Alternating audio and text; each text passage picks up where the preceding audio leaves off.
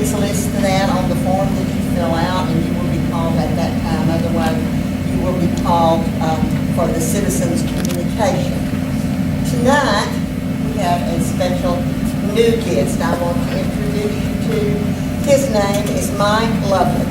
He is the senior pastor for the First Baptist Church. He must really be important because it took him 2 years to find. He has been living here for a week. He's with his wife, Christy. He has 4 children. I think he has 2 generations. He has Matt, who's 23. He has Tim, who's 20. Ashley, who's 18. Those are gone. And then he has Addie. She's 4. She starts Wii School this fall, and I know she will be a delight. So if you will, please stand while he leads us in our invocation. Let's pray together. Our gracious Heavenly Father, we pause now to thank you for this day. God, we just thank you for the many blessings which you bestow us each day. God, we thank you for the freedoms that we enjoy in this great nation as we recently celebrated together. Lord, we thank you for this community that we can call home. God, we thank you for the leadership that you've provided here, for those who willingly step forward and provide leadership each and every day as they convene here tonight. God, we just ask that you give them wisdom and discernment as they make decisions, that you guide them in every way. Lord, we just give you all the praise and the honor and the glory. In Jesus' name we pray. Amen. Amen. Please remain standing, because next we will have our Pledge of Allegiance, and tonight we will have Lieutenant Colonel, retired Lieutenant Air Force Colonel Janet Harper, and she will lead us. It's a strange title since she's no longer a councilman. Right. Okay, first the American flag. I pledge allegiance to the flag of the United States of America and to the republic for which it stands, one nation under God, indivisible, with liberty and justice for all. And now our Texas flag. Honor the Texas flag.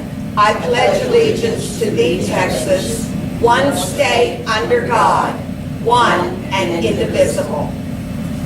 Thank you very much. You may be seated.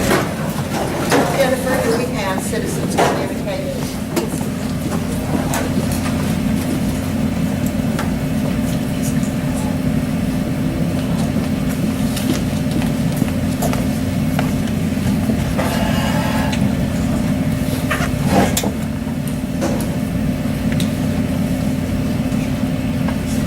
Okay.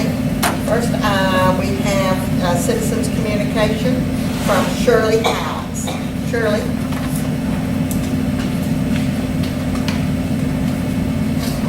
My name is Shirley Howes, and I'm president of Friends of the Library. And you will excuse me if I read, will save your time and my memory. The Friends of the Van Alstyne Library want to thank the council, the mayor, and the city manager for allowing us to use the community center for our fundraisers, and to the other city officials who have helped us. The fire chief did us a favor just last week. The community was so happy that we could start up our breakfast again. And last Saturday was our largest one, due in part to the antique car show organized by Bob Bishop, who gives us all the proceeds from that event. We feel the breakfast is a community service as it is a social gathering place, and our prices can't be beat. For those of you who are not familiar with our breakfast, it is the first Saturday of every month from 7 to 10 here at the community center.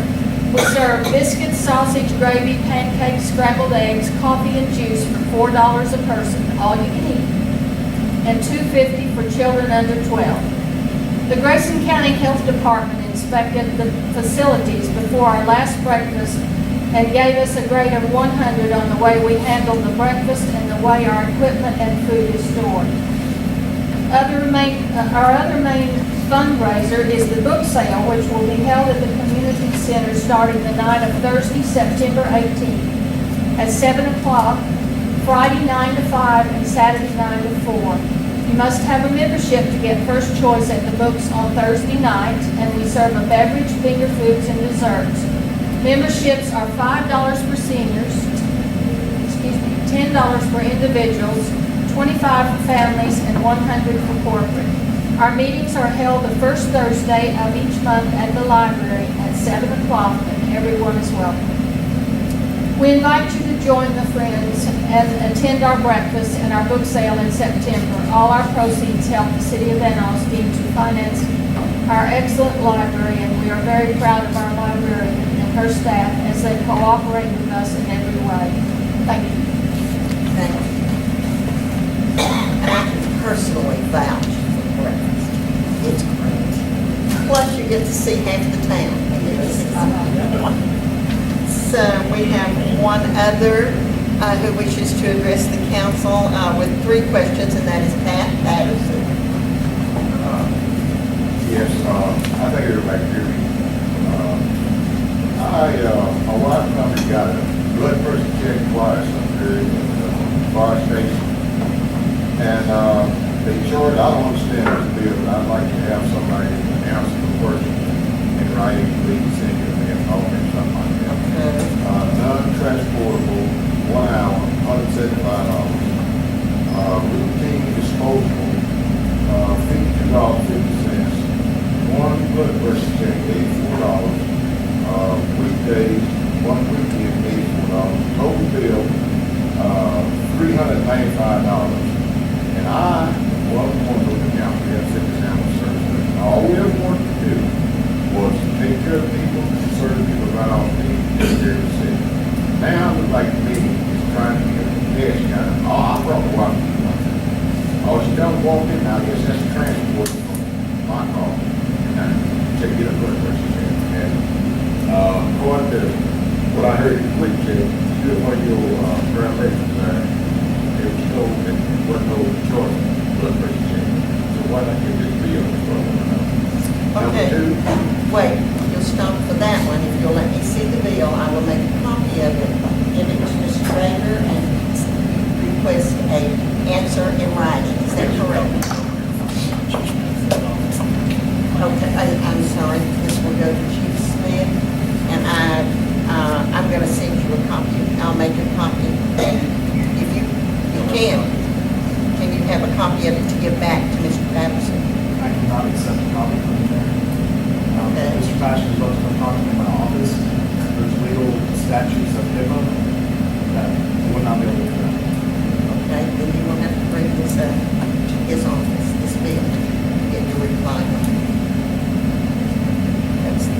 That's what it says in the statute. I tell you what, but if we didn't sit here, back one. Okay, you have 2 more questions. Number 2, I think we going at it again on people served on the council that don't live in town. Person on the council right now has been transferred May the 11th, May the 12th, and I see he is still on the council. My first job on the council, I took the person's place, 1 year married. Person that moved out of town, he turned his resignation in and moved out. I took his place. And I don't understand that we got another tenant thing going here again. Number 3, Steve, right on the corner of Wilkins, there's a manhole right there. Yeah. Okay, they're spraying water out. Okay. I wish they had all been today. Well, it's been going for 3 days. I was just dedicated to get in touch, but it's just been an hayfield, something like that. Okay. Thank you very much. We have one other, but it has to do with agenda item, a specific agenda item, which I will call on later. The next we have is to conduct a public hearing regarding the 2013 annual drinking water quality report. And this is submitted by Steve White. Each year, we have to submit a water quality report to the citizens of the city. This is for 2013. This is what the reports show, the chemicals analysis. They made a big change last year. We've sent out a notice last month showing that the CCR was available.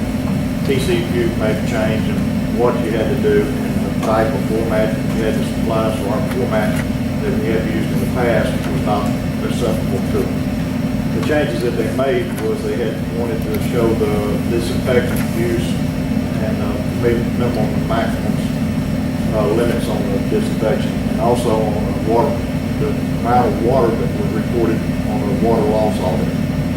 So we had to make those changes, and we resubmitted it, and that's the reason we had to resubmit it back to y'all. So if anybody had any questions pertaining to this report, we can. And this is a public hearing, so I will call for any questions from the audience. Does anyone have any questions regarding this quality report? Does anyone from the council? Second call from the audience. Does anyone have any questions regarding the annual drinking water quality report of 2013? Third and final call. Any questions regarding this issue? No questions being asked. I close this public hearing at 6:44. Yes, 6:40. Thank you, Mr. White.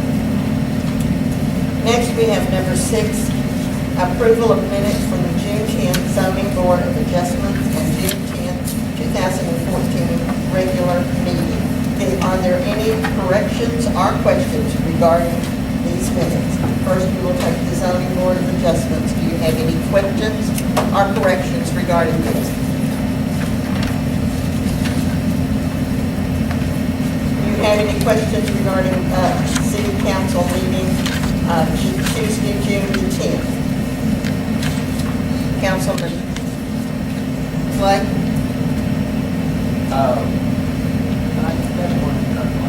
Oh, okay. Councilman Mower?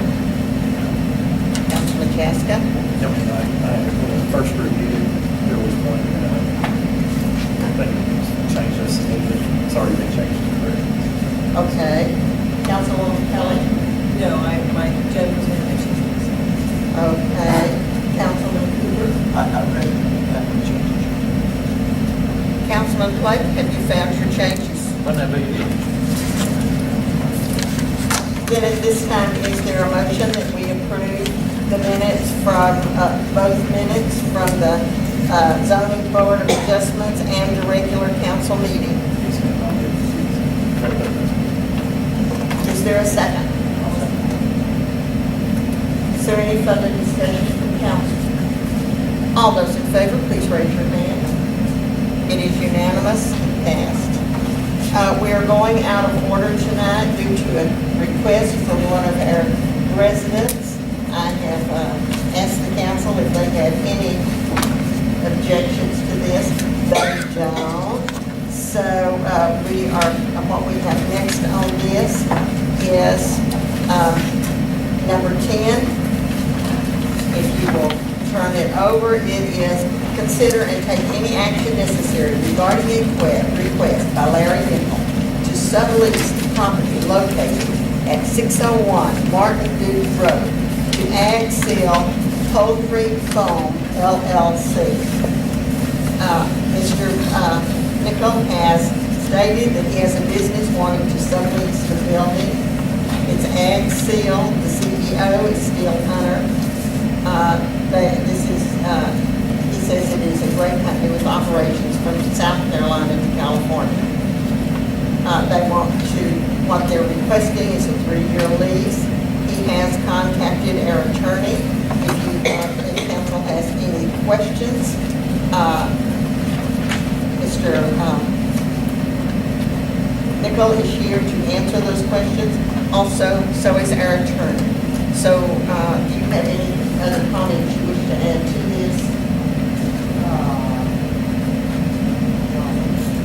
Right addition, really strong.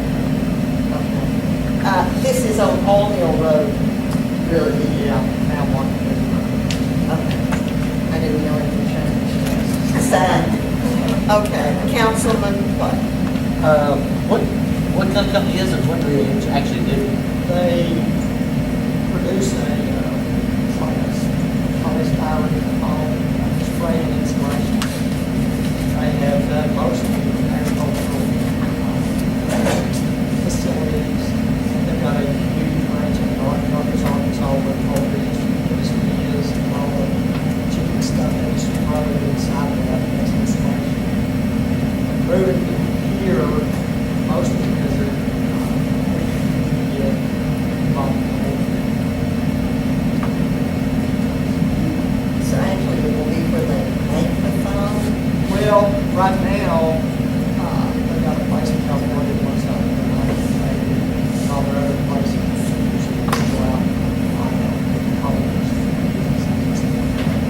he is hoping, he really feels like that within a year or two, this business here will be substantially action based. It's all water based. Will there be any exceptional requirements for water or anything like that? Or do they, is what they produce mostly sold to agriculture? Then therefore there's no, Has been historically. is the future though, it will not be particularly that way? Or They will continue to do what they're doing, but he sees, like I say,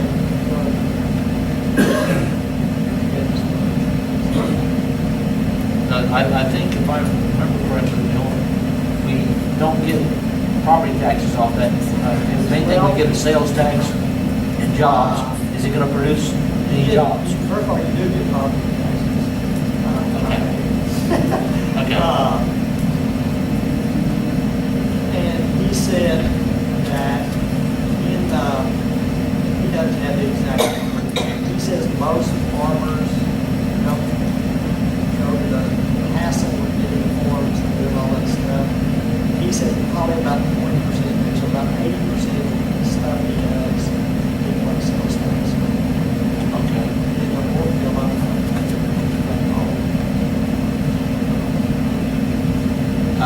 which is better than hauling fire than trailer, which sold municipalities and there's no Yeah. sales tax. Yeah, I understood we had that problem, it's already. So, and how about job wise, will produce jobs for here or? Yes, he's gonna bring, I don't know what it's, 4 or 5 or something, maybe. And about a year, he's gonna add 3 or 4 more. Yeah, about 2 or 3 years now. Where's the next closest place like that? They have other facilities in Texas and Oklahoma? No. Next closest place is Northwest Arkansas. Okay. This is where the banquet hall.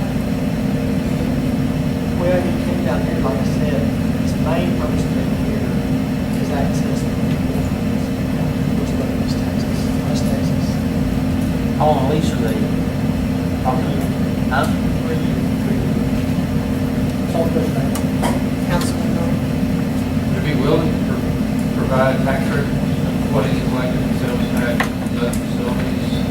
We can justify that he's actually producing 80% versus he comes in and we're not really. Just for the purpose of doing the lease, probably not.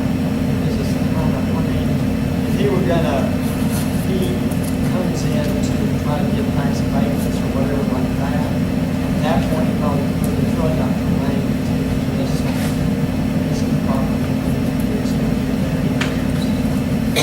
Pretty important to the city though. I know it is, Getting right. sales tax revenue. That's true, but if the city finds some other kind of interest in building that, but, I don't think that anybody, a whole lot of hours every 3 years, there's only 2 years before that. So, I hadn't really paid any tax, sales tax. The last 5 years. So, say, consider it.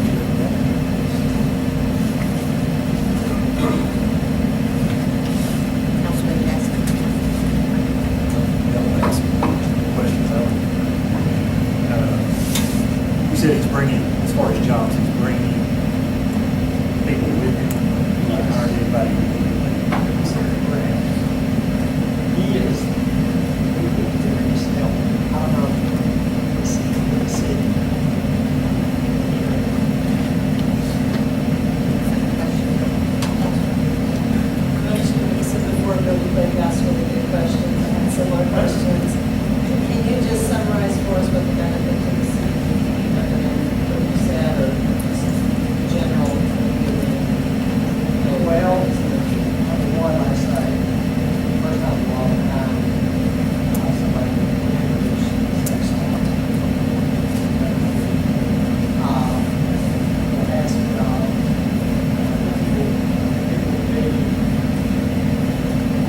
most people would live in a facility like this are small places. This is a good thing because they're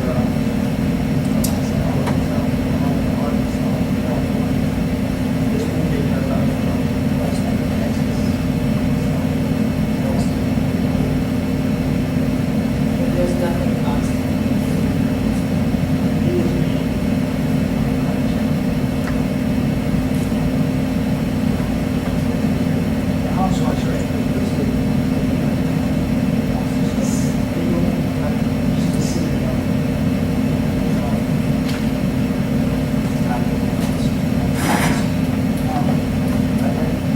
I'm assuming there's no one to represent not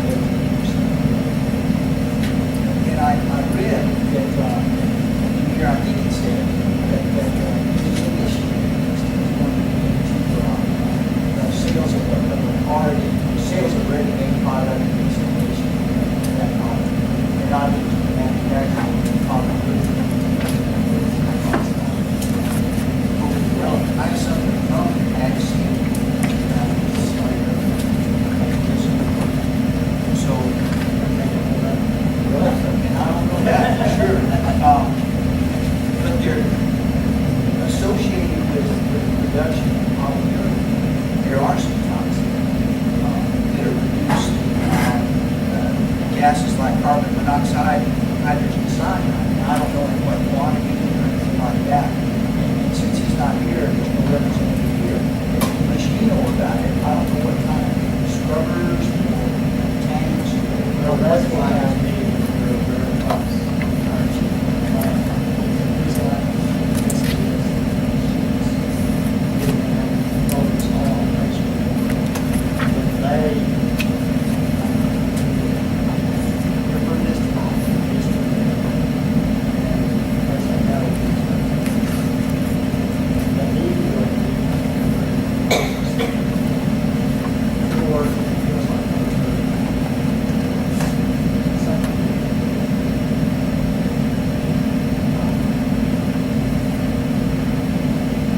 Now, is he going to, since he has to be fire chief, anything that might be a hazard, is that's your goal? Yes, sir. Will there anything to table this for now until take the fire chief's approval or agent needs to come in? Tell us.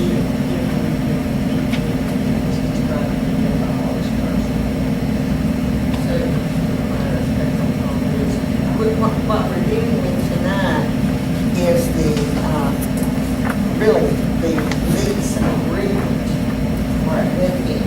And this lease agreement that we do have that Mr. Nickel has presented tonight was drawn up by the city attorney, not their attorney, but our attorney. And I noticed in there is a clause, as he said, that if it's not approved, as far as these toxins or as far as the use is concerned, that it doesn't use the word boiling, but I understand it's lease and boiling. Also, the start date of the term that's in the draft is September 15th.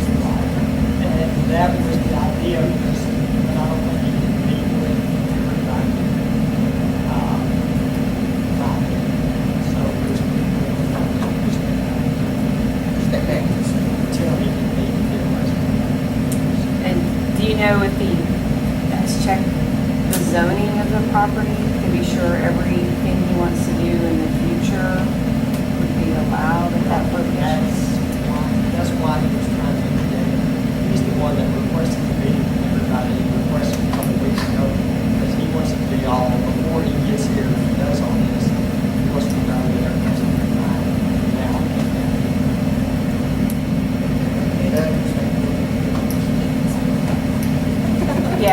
he's the only one that, like, your description is the most detail I've heard. He's really the only one that knows exactly what he wants to do to be able to see if it falls within the zoning Things or he not. said to me, even when they fix this stuff, he said, first of all, everything is water-based, there's no pipes. He said, the biggest hazard possible is the use of tons of oil like that.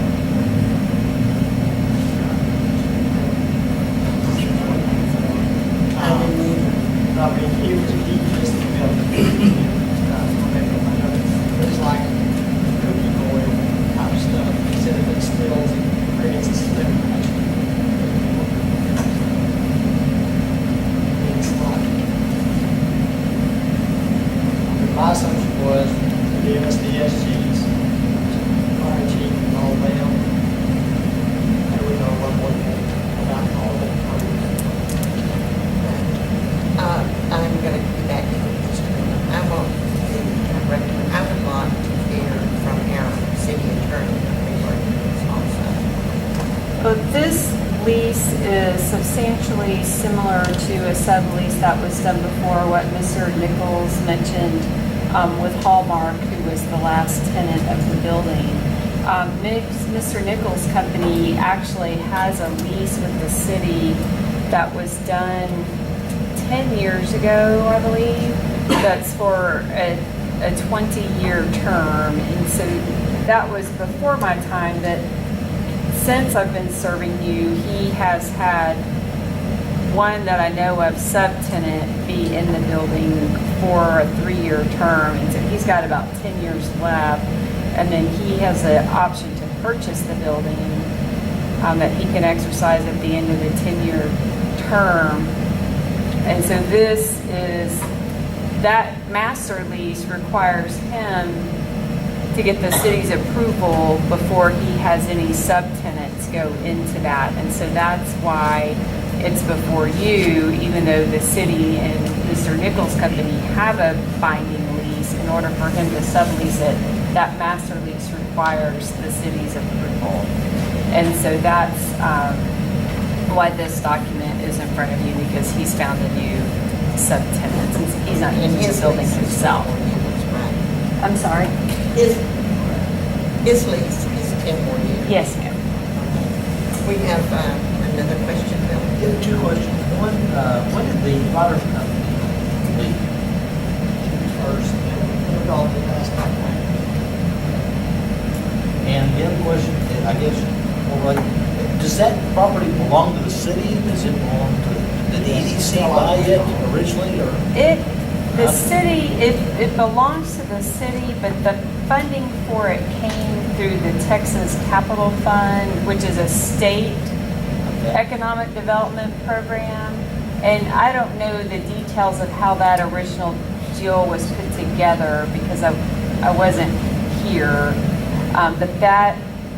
But the lease that Mr. Nichols has references that program, and that's how the building came to be into the hands of the city. He may have more historical memory about the origination of that. We bought the building, there were requirements at the time, and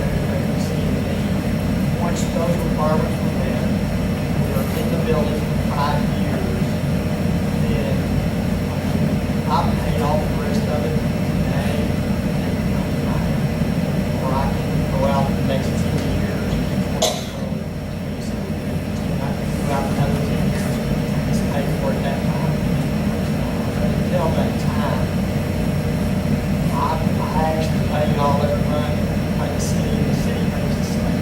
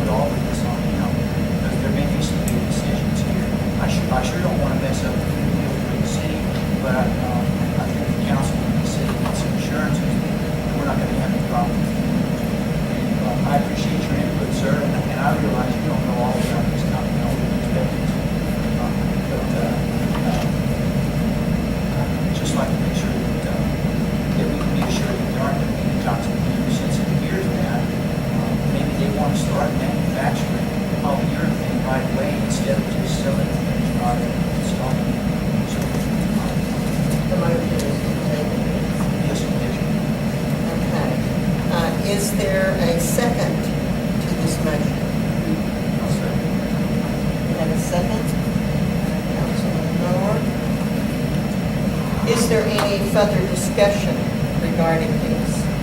Billy? Yeah. Does this create a problem for you and Because he's been trying to get, initially he was trying to get out July 1st. He's trying to get out there. I had tried to get it all together and everything.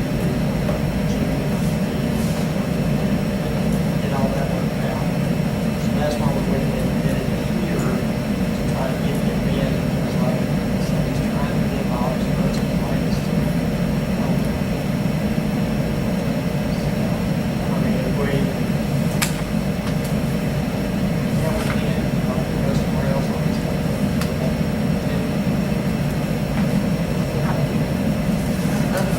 are there any other? I think the biggest reason that I want to see it table too is because it is a chemical-based situation. Kind of, I got the impression we're not getting all the answers as far as you just don't have all the information. If it's as simple and it's, not causing to the public, he should be able to easily provide the information that we're requesting. Just so it gives us the opportunity to make sure that we're protecting Van Alstyne away, instead of rushing into We something. misunderstood it here. We thought, he got the brain, just got some information from the city, of who he needed to be to do all of these things. When you spoke to the BBC, right, you and I had a conversation, turns out the emails. Emails, right, but what, he's just, he's I trying to understand, get and everybody's schedule is conflicted, but he's been available, we haven't had to keep him to be able to come to meetings. And likewise, we weren't able to meet with him yet. He didn't, I mean, I didn't realize, he didn't realize that he didn't write all that information that he did. We just have a couple of big deals looming in the state of Texas with chemical-based situations where we've had big explosions. And it would just, I think anybody in this council would just feel awful if we didn't do our due diligence to make sure we had all the information. Because what I've learned in development is that this man over here could say yes because it meets all the codes, but there could still be some fears that the council could say no. Does that make sense? We're not saying, I'm not saying no to it. I just would like to have all our questions answered. Let me ask you this, the questions that you're talking about are the ones that he would pose to the fire department and the other things that he is supposed to get answered on forward. Are the questions, the specific questions that the council needs to have him answer, I think he needs to be notified of those, all the requirements from the council that they want answered, to make sure that he fully covers everything. So, I guess Frank can get with, okay, well, that would be, after. Well, we have potential to have a budget meeting before the end of the month, so if he's available, he can come present the council, or we can have a small meeting before that. That'd be ideal. What is the date of that? I can give it to you. Okay, we have a motion by Councilman Cooper. We have a second by Councilman Mower that this item be tabled. All of those in favor, please raise your hand. We have 3 opposed, 2 opposed. Motion passed. This will be tabled, and our city manager will let you know today when the workshop will let you get it all work together. Thank you very much. Next, we will go back to item 7. Consider and take any action necessary regarding a request by the owner agent John and Betty Stam to replat the Stam Division 7.021 acres, lot 22, block 1, being a tract of land situated in the Thomas J. Paxton Survey, abstract number 953, Grayson County, Texas. This is, the property is located between the Crossroads Auto Center and the Auto Works Service Center on Highway 75 southbound. And this property is located outside the city limits, and it's in the city's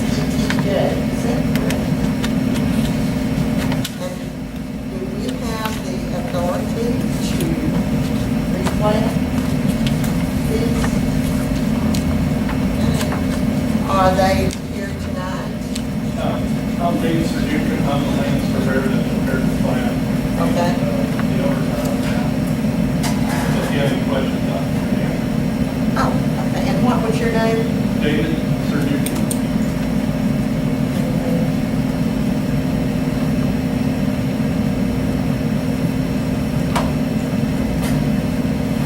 Councilman, what, do you have any questions? Can you tell us what we're doing? I can't tell from the, I mean, I can tell on the picture that that's going to be the boundary, I guess, of the new, is the rectangular looking thing with the one slice off, is that going to be the new little? Well, you got a road line in there. I don't know if you can see it just under the old blocks. Yeah. That's the old property line. And so what they want to do is extend it all the way back. In terms of current user is using that back there, so they just want to clean it up. So they're using what's on that property. So you're saying this right here is what he presently has, he's going to add on this? Yeah. Okay.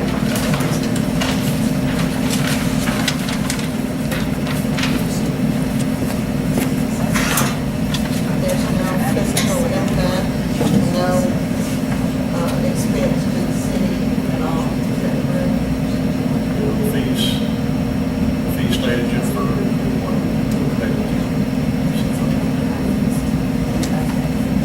like the city, we charge a fee. We found We charge them a fee to replat it, and then we pay the county. So it's a zero expense.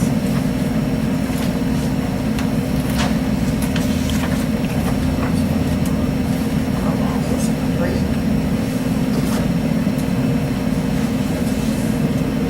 Well, just to go on there. Okay. Do you have any questions, Councilman Moore? I'm assuming he purchased that piece that he's, Well, you can't sell part of the tract, you have to plat it, and that's part of the reason for it. In case they do want to sell it, you can't subdivide without plat, even in the ETJ. And even in Grayson County, you can't subdivide less than 5 acres on the plat.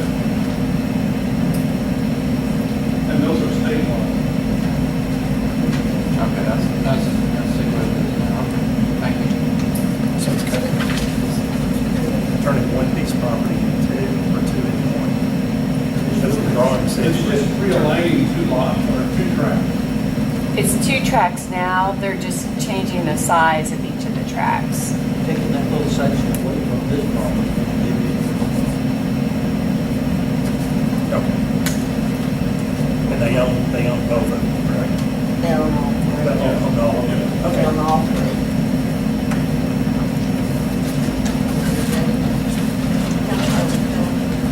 No, I just answered the question. The changing of the sizes of these parcels of land is not restricted as to what the parcels. Not right now, because it's ETJ, it's not the current zoning. If there's no further questions, is there a motion regarding this request? And we have a motion by Councilman White, is there a second? We have a second by Councilman Mower. Any further discussion? All those in favor, please raise your hand. It is unanimous, the motion passes. Item 8. Thank you very much. Item 8, consider and take any action necessary regarding a request by the owner of Cristobal and Latina Maya to replat lot 2, 3, and 4 of the Maya addition being 2.25 acres out of the James McKinney survey, abstract number 77, Grayson County, Texas. They want to replat this property located on Spain Road. And this is just north of the city's wastewater treatment plant. This way.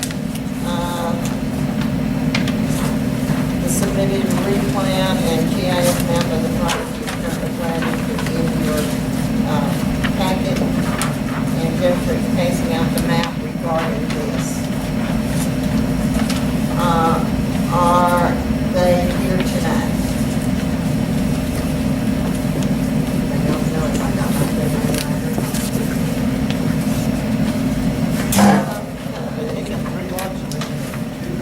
Looks like three.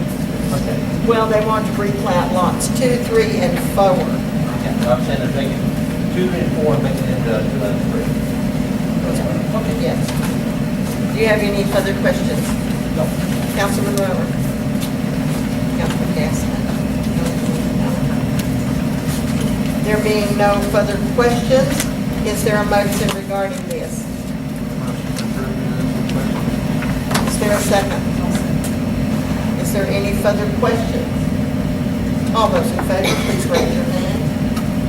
It is unanimous, motion passed. Number 9. This is consider and take any action necessary regarding reappointments to the Planning and Zoning Commission. Those serving on the Planning and Zoning Commission are Jim Atchison, Bob Hendricks, David Barr, Herb Reed, Jeff Webster. The only 2 terms that are to expire this year are those of David Barr and Herb Reed. They expired June 30th. The other 3 are good until 2015. Staff does recommend reappointment of Herb Reed to place 4 and David Barr to place 2.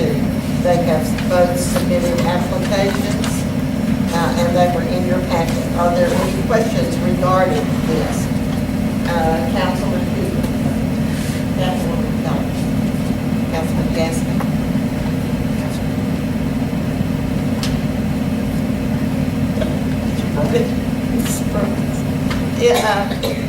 Then is there a motion at this time? I make a motion to approve. Is there a second? We have a motion and a second. Is there any discussion? All those in favor, please raise your hand. It is unanimous, motion passed. We're to item 11 from the Van Alstyne Fire Department.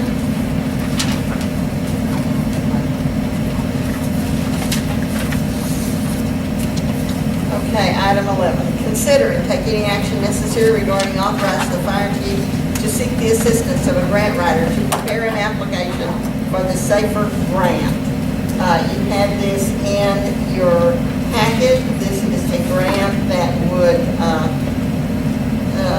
eventually we would have 3 more, I think I've got 9 new employees. This is the goal to SAFER is to improve and restore fire department staffing so that they more efficiently respond to and mitigate emergencies, improve the ability of the fire department to assemble a sufficient number of firefighters at a structure fire in compliance with NFPA 1710 and 1720. The requested expense was not included in the fiscal year 2014 budget. However, there are expenses budgeted, such as roof repairs, that will now be covered by the city's insurance because of excessive damage resulting from December 2013 ice storms. These funds would be reallocated to cover the expense of the grant writer upon approval. Are there any questions regarding this? And I'll start down here, Bill. Councilman Cooper. Mr. Chief, this is a request for a grant writer, not for municipal employees. Yes, sir, it's just the city services of a professional grant writer. It's a federal grant. That's all we're asking for. And is this somebody that you hire in the county, or is this someone who's in It's an office in Washington? It's a national company there's 2 major companies out there who do grant writing for fire and EMS. This is the larger one, actually. And these costs, year 1, year 2, year 3 costs, those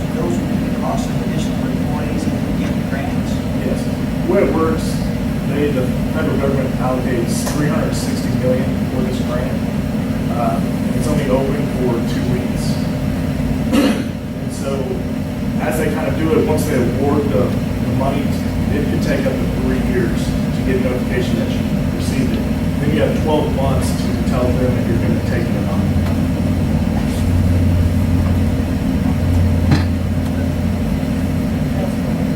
No, I don't, but I did want to say thank you so much for meeting me, because I know that when I used to sit in the audience, it was great to know what I'm talking about, so thank you for doing that, that you all love it, that she does that. It's wonderful. Thank you. You're welcome, and I don't have any questions. I didn't, the physical impact to the city of this grant writer would be $1,600. Councilman Gaskin. Yes, I was looking at the cost of those employees. The grant is going to reimburse the city's cost 25%. It was 75 for the first 2. Oh, 75, okay, so our cost is 25%. So the year one cost, our actual out-of-pocket cost is going to be $72,000. Yes. That's first one. Yes, sir. Okay, I'll just.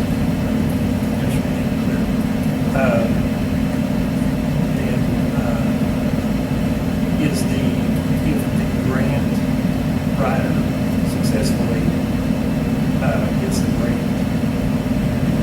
is awarded, is that going to be brought before council, or is that like an automatic? No, it'd be brought back before council to ask if you would like to accept it. What we're going to have to build this into. Yeah, and like I said, they give you 12 months once you do find out, and it could take up to 3 or 4 years to actually get it. It could be as soon as 6 months, or it could be 40 months down the road until they run out of money. But then we present it back to council and say, and you have the option to say, we're not going to do 9, we're going to do 8, or whatever. This would not affect the current budget, but it would go on in 2016 or 17, different vicinity. Councilman Moore. Councilman Clay. Is there a motion at this time regarding this? Make a motion to approve, hire the grant writer. And a second. Is there any further discussion from council? All of those in favor, please raise your hand. It is unanimous, motion passed. Number 12, this is an ordinance for cost recovery for select fire department services. And this ordinance is to recoup the cost primarily through insurance companies, but they're generally created by events or parties that are not a result of action or inaction of the city taxpayers. This would remove the burden to fund these services demands from the taxpayer and place it on the responsible party, making them accountable for the actions. The primary intent of the proposed ordinance is to recoup the cost associated with prolonged time on scene or high-risk, low-frequency events such as train derailment, hazardous material events, traffic accidents, including fuel spills, traffic accidents involving cargo tankers, vehicle fires, natural gas, line rupture. This ordinance,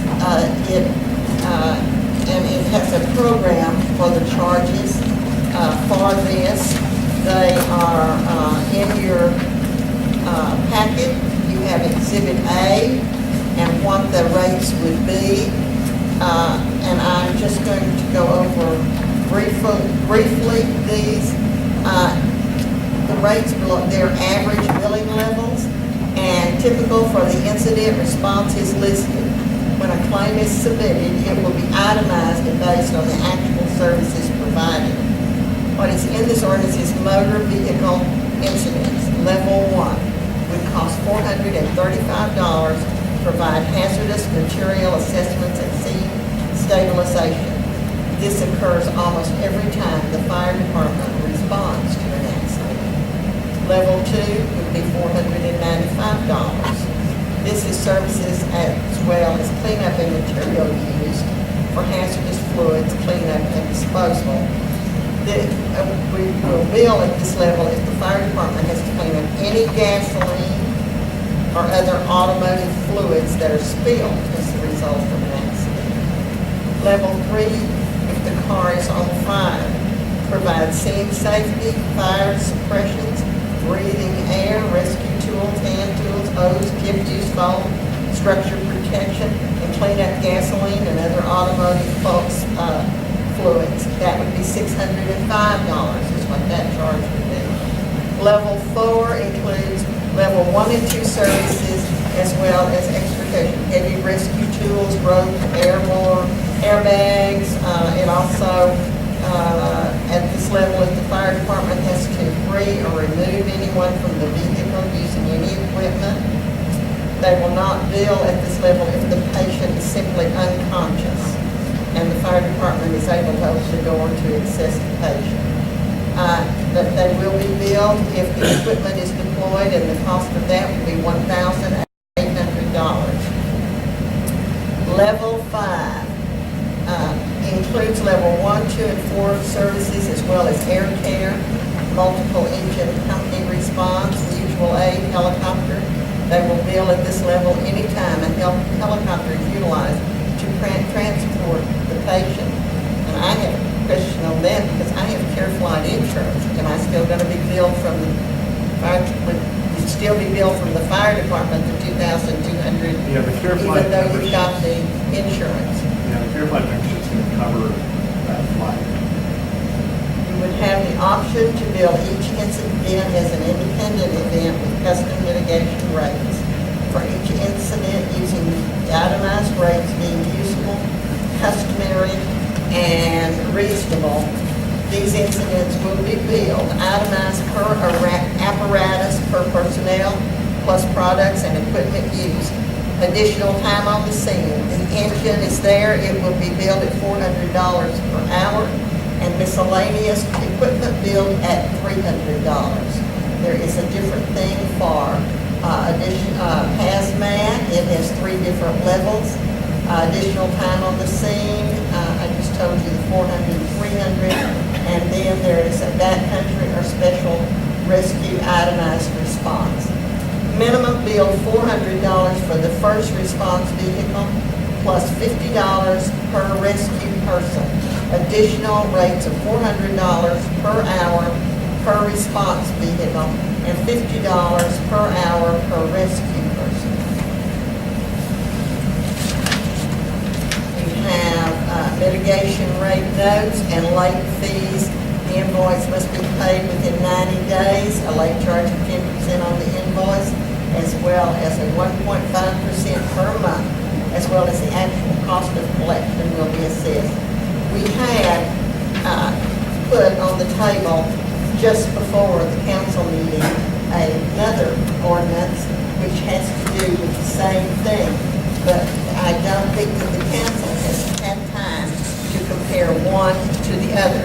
So would the attorney like to explain the difference in the one that was on the table and the one that was in the packet?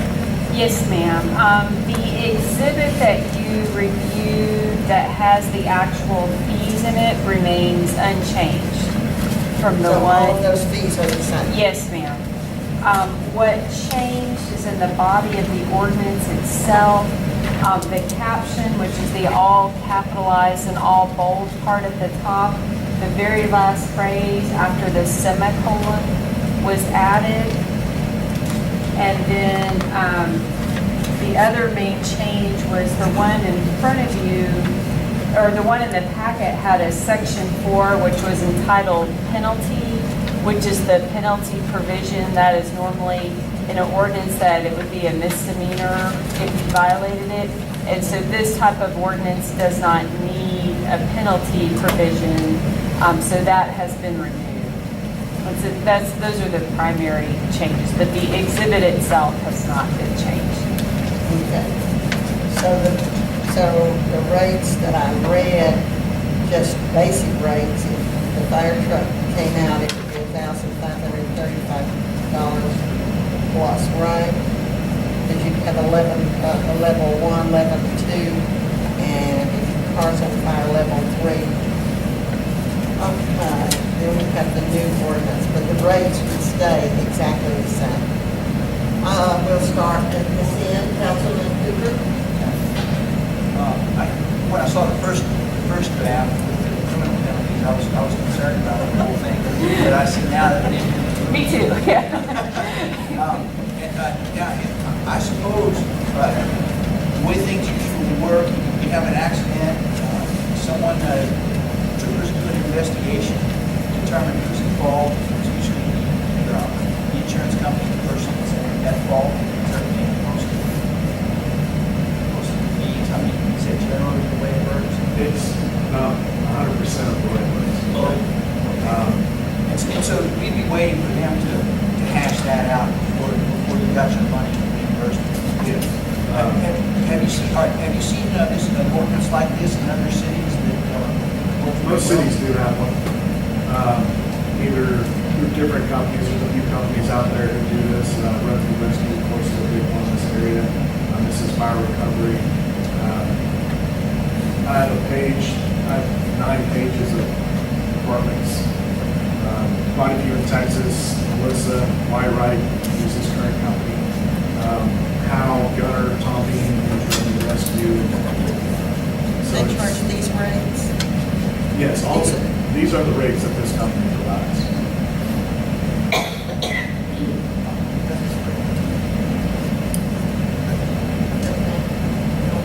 And that was my main question. I was going to bring that up, Mr. Cooper did, because I talked with Chief Landon for our meetings. I did have a question in addition to that, though, and that's, is there staff time available to administer this? Yes. One of the reasons I decided to go with this company, it's a lot simpler for us. We have multiple reporting agencies we have to report to. Our current big one is Firehouse, which then reports to the state and national. And we pull all that data. Well, this is through them, so when the guys on the ship do a report, basically it logs it, sends it to me. When I get into the firehouse, I'm the one who reads the report. They make their recommendation on what items were clicked on the report, and then I'm the one who decides to bill it on. So I bill it as a level, motor vehicle incident level 1, 2, or 3, or whatever it may be, hazmat level 2, 3. I click the button, that's where it. And because we have a lot of uninsured drivers in Texas, what happens if there isn't insurance that we have to cost? It's kind of one of those, we can send it to them, but it's kind of like the same as a medical bill. They're already breaking the law, not doing that. Are they going to pay this? Good chance. So, no harm, no foul, if we bill it, they can't pay it, and just, at least attempt to recoup our cost to our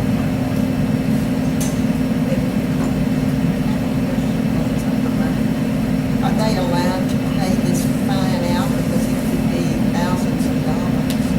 Yes, To sir. bill them, and a lot of people, just being in an automobile accident, may not have funds to do full amount.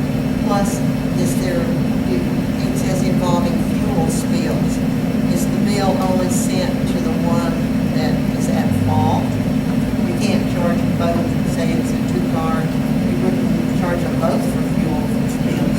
No, it's going to be, there's going to be somebody, the cops and stuff that's determined at fault. If nobody's determined at fault, they would get separate bills. And then if it went to court, they would get bills for individual responses, depending on what we did for this car, what we did for this car. So it would be separated out. But, if they just didn't determine somebody at fault, somebody always eventually gets determined at fault. Insurance companies aren't both going to invest in court, whatever it may be.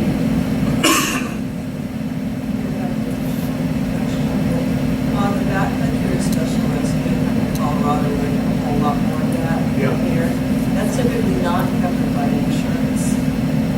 Is that something that is standard, when we eliminate that one item? How do you feel about that? Because that seems like something that just would be great to save somebody and not charge them for yourself in a strange predicament. We could. A lot of that's geared towards recouping some cost of equipment that's very expensive that is a one-time use. We do trench, confined space rescue, if somebody falls down a well. Those ropes and all that stuff, after we use them, they're no longer good. So we're gonna have to find that money, you know, that thousands of dollars for that equipment that's not, no longer eligible to be used again. So that's kind of where that's totally geared for. But it is something that you guys, you know, want to look at taking on.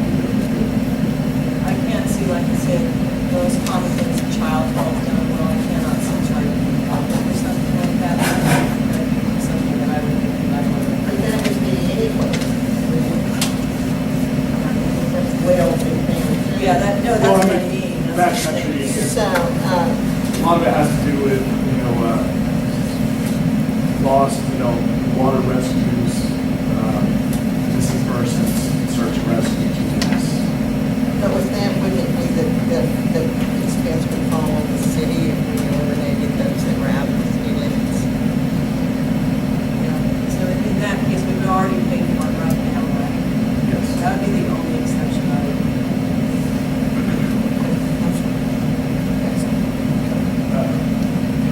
First, I would like to commend Chief Landon for, you know, trying to find ways of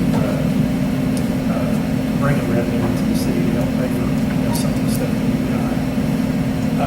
But, you know, I'm with some of the discussion down here, if somebody's in an accident and they come out of it with their life, they're really not going to want to pay the bill.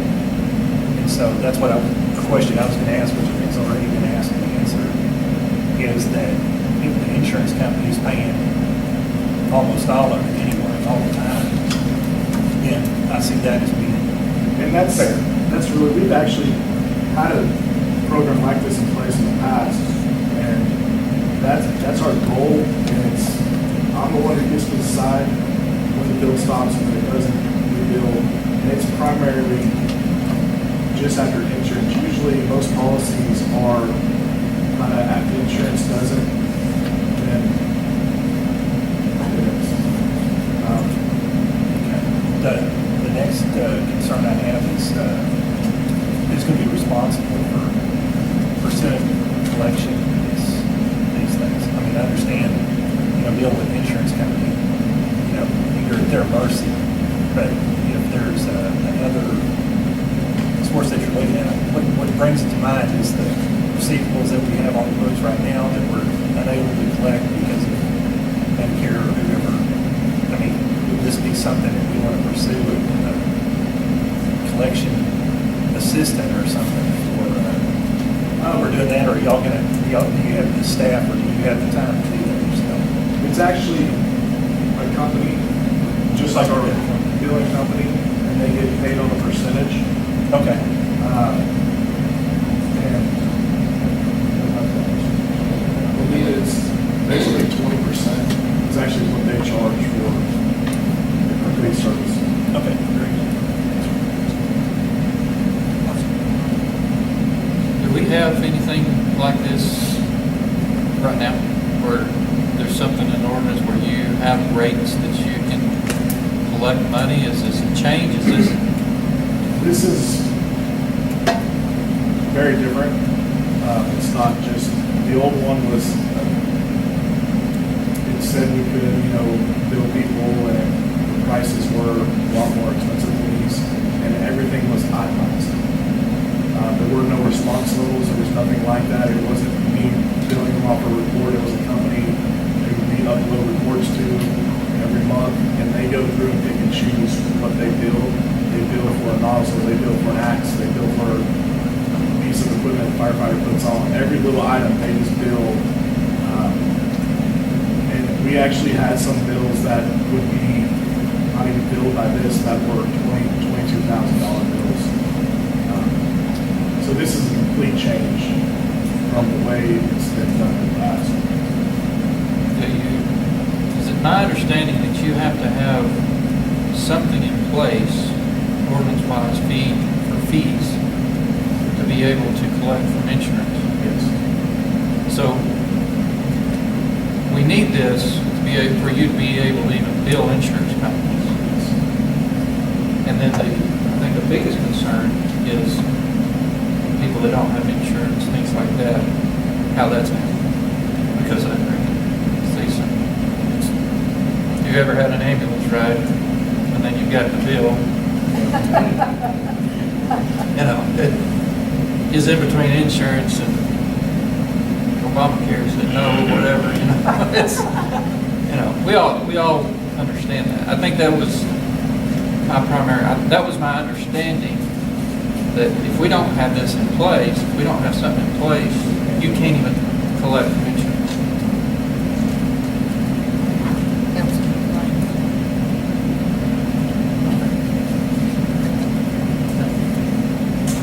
You're first. Didn't even have to go first. Okay. This is item, this is to consider the fire department services and the rates. Is there a motion regarding this? I'd like to make a motion to make an ordinance for the possible inspection. No, that's not it, sorry. Back to the right one. Thank you. An ordinance establishing and implementing a program to charge mitigation rates for deployment of emergency and non-emergency services by the fire department for services provided under the city of Alstyne, et cetera. With the exception that we drop the backcountry or special rescue fire. Okay, is there a second to that motion? Second call for a second to the motion. The Backcountry, that was the one I said, like, that'd be an unusual situation, own non-traffic accident. next to the last page, if itemized response, each incident will be billed with custom mitigation rates deemed unusual, customary, or reasonable. These incidents will be billed itemized per apparatus per hour per trained rescue person per hour, plus the rescue products that were used.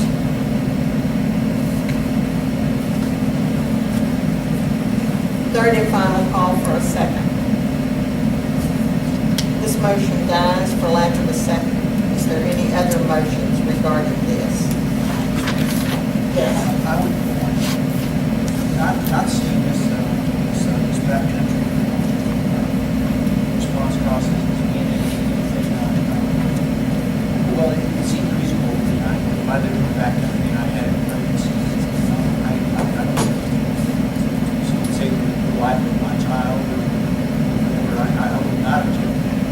And I would like to make a motion that we adopt the ordinance implementing a program to charge mitigation rates as is with the attachment. Yes. Backcountry or special rescue group?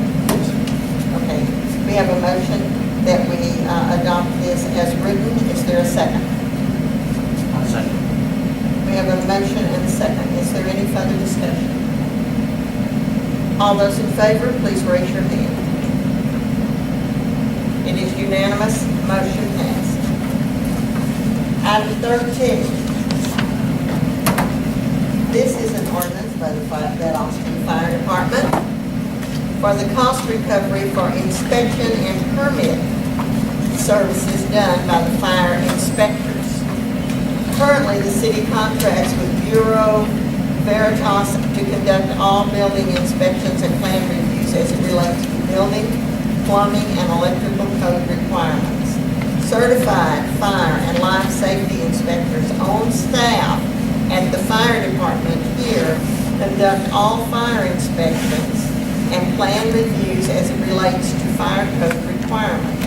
Currently, there is no fee assessed for the work done by our fire department personnel. This expense would most appropriately be recouped by assessing a plan review or inspection fee similar to what is done with building, plumbing, and electrical issues. Right now, there is no fee assessed for the work done by the fire department personnel. The potential, has a potential to generate revenue to offset the cost of services performed by our certified personnel. It would be increased based upon requests for services. Do we have any questions regarding this, Councilman Flake? Who would be doing these?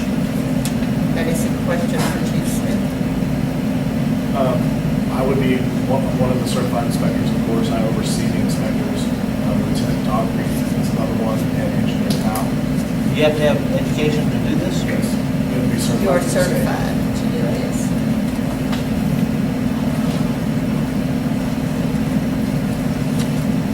It's something we presently don't do, or we do for free?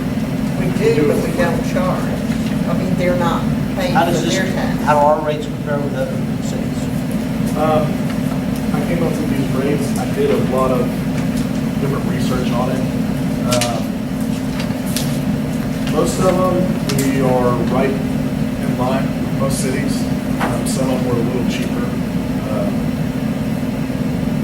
But it's pretty much the same. We're cheaper than most cities around here. I think like Prosper, on their square footage and stuff, they don't do per square foot like we do.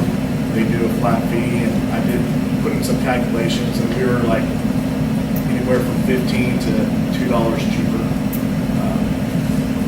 McKinney is pretty much the exact same. Denison, we were a little cheaper than, and Sherman also. Are these mainly are they for residential places as well as? No, They're for Just so- right. commercial and, yeah, apartments. Okay. Before we go any further, I would like to make you aware of what these are. The fire permit fee is .05 square foot building. Re-inspection fee, $47 per hour, half-hour minimum. Inspection fee for which no fire fee was assessed, $47 per hour. This is an annual fire inspection. Plan review required by changes, additions, or revision to plans, $47 per hour, half-hour minimum. For use of outside consultants for planning, for plan checking and inspections are both an actual cost. No fee shall be charged for any subsequent plan review of changes, additions, or revisions to plan, which plan review was initiated solely by the fire chief or his designee.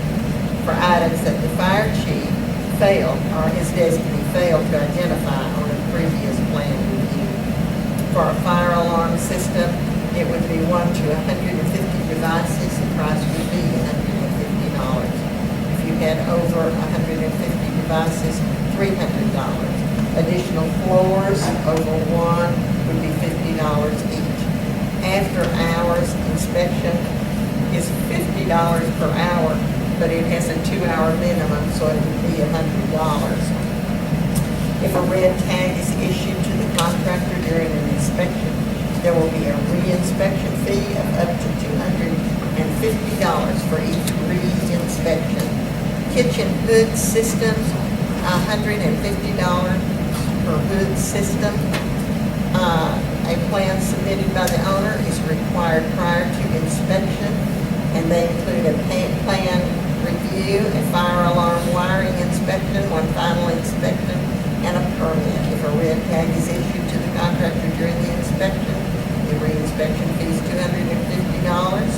Underground and above ground storage tanks, $250 per tank. Fire sprinkler system, $150. One thing that you would be interested in is fireworks and pyrotechnics.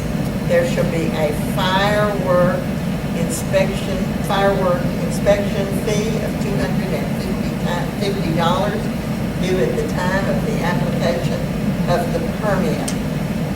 There is an access control and gate fee, shall be $75 per system. A tent permit would be $150. And a plan submittal by the owner is required prior to inspection. Include a plan review, one inspection, and a permit. If it's red tag, it's $250 for each re-inspection. I didn't read exactly all of them, but I think I've covered most of what these fees are. Councilman Miller, do you have any questions regarding this? And this is from building development, and this is expected from developers. I'm really actually surprised we haven't already charging these fees, so. Councilman Castle.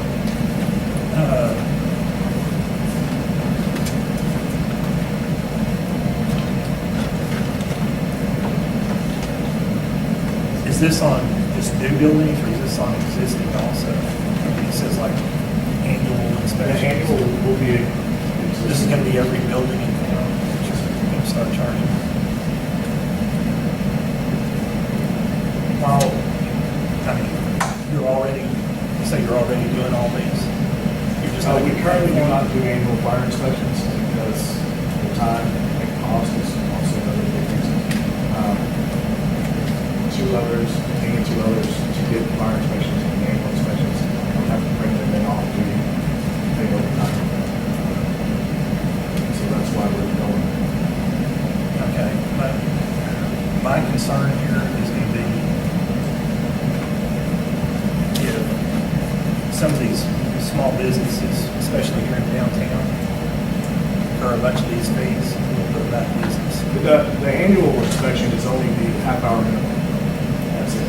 All the rest that you see under fire alarm systems, off this permit after that, that's all new construction. You go in a building and you inspect the fire extinguisher, that's just about it. That cost would be $23.50, That's would not be all that we do. but that, if it were, it would still be, Yes. that's called anything that you have already inspected the year before, or a few years before. Yes, we're following up to make sure that they're basically, that they're in compliance with the code, nothing has changed. You know, a good example is like what you guys were talking about earlier with the agriculture building that's looking at leasing. They're talking about, you know, changing the process and maybe doing, making the stuff there and everything, basically manufacturing. Well, say he leases it, says he's not, 2 years later, this basically keeps us up to date on what they're doing in the building, how it is, making sure it's in compliance. And it's also one of those things, it's safety for the citizens, for people walking into those buildings, because who's to say 5 years down the road, if we've never been in them, what all has changed, what they're doing in that building, what processes it's in, what kind of shape it's in. So it's security for the citizens. You know, one of the big statistics that they have out there is most small business owners that suffer from a fire, 80% of them never get to reopen because of the financial. So this is kind of protection for them, for the citizens, for us, for everybody. Annual inspections is kind of a, especially charging for them is a newer thing. I know they used to not really do it in the past, but state law has changed the way fire departments do inspections. About 5 years ago, there was a big incident that made them have to be certified and all this stuff. So they kind of changed the law and all that stuff. So most people actually, like Bureau Veritas has been doing Paris's annual fire inspections for every business in there for 6 years. Gunner just signed a contract to Bureau Veritas to do their fire inspection annual. White Wright, Tom Bean. So this is actually something that's very common, and those costs are actually $150 now. $150 a business every year. So, when you say the reinspection fees, that covers everything that you inspect during that half hour. During the annual The fire inspection, alarm, the fire alarm system. Fire alarm systems, all- smoke All of that detectors, is exits, included buttons, in the buttons. reinspection fee of 23 today. On the reinspection fee, that's if they fail. So say they pull a fire permit, we do an inspection and all that, and they fail, we get to come back out to re-inspect it, then that would be the $47. I'm talking about the yearly. That's under 3, the annual fire inspection, it's a minimum half hour. So,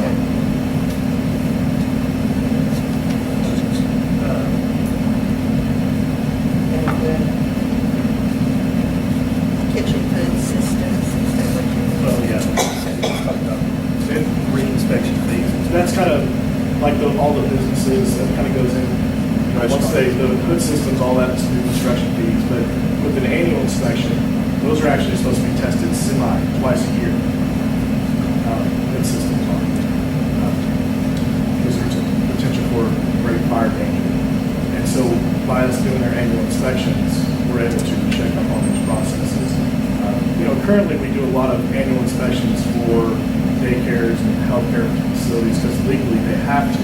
and we're not able to do those, and the state bills them at a lot higher rate to come out and do those things. Well, again, I'm concerned about the businesses. I mean, part of the reason we have so many buildings empty that are downtown is because they're not up to code. You know, they're 100 years old. To bring them up to code is going to put the business that's coming in there in the hole before they start. They might never recoup those costs in there. It's a long process.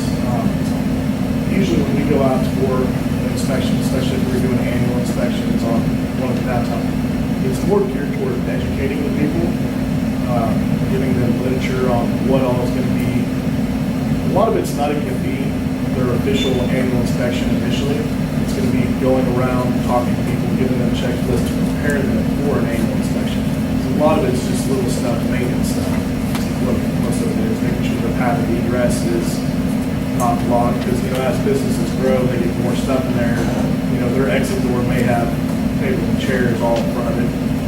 You know, so we kind of go through it. It's going to be a long process to start this. I'm definitely aware of that. And a lot of it has to do with just educating.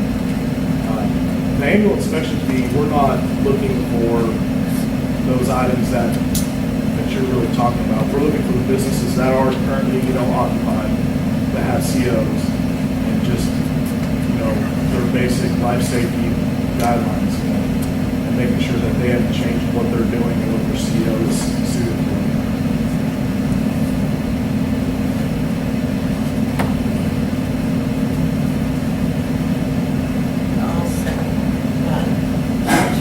Pay the fire department for their services from. Yeah, it says recoup costs, so I'm not really on with that.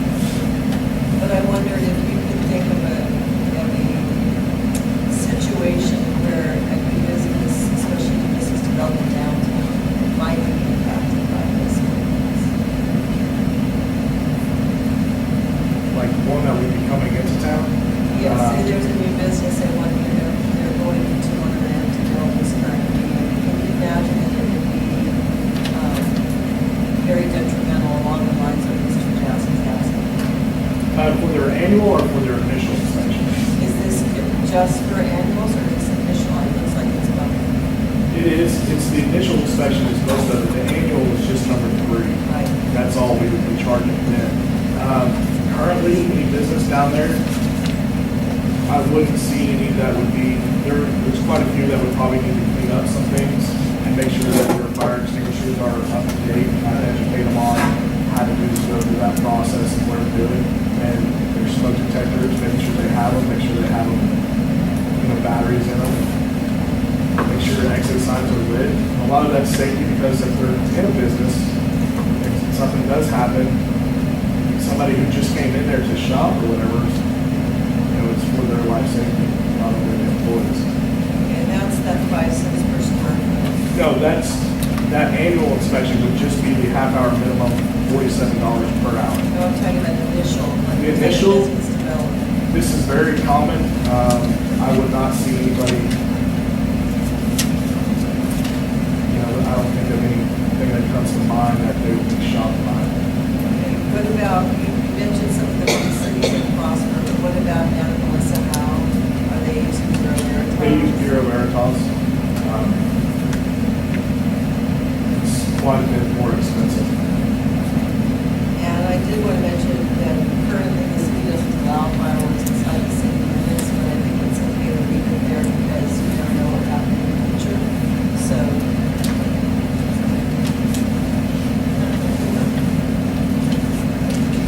How often are city government, cities now liable if there are fires in businesses?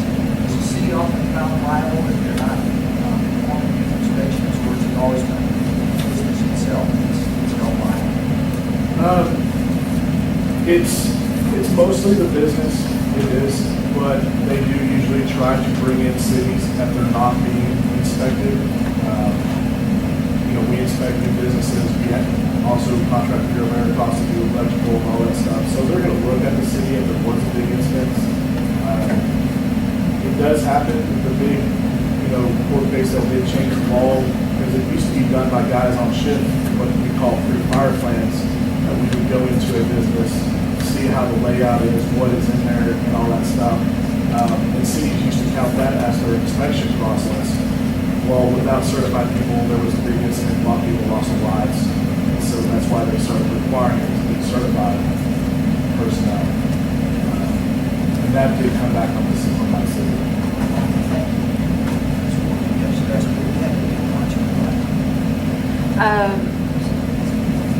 Not much, but in that type of scenario, we would claim sovereign immunity for that, and it's extremely high probability that such a claim would be successful for sovereign immunity.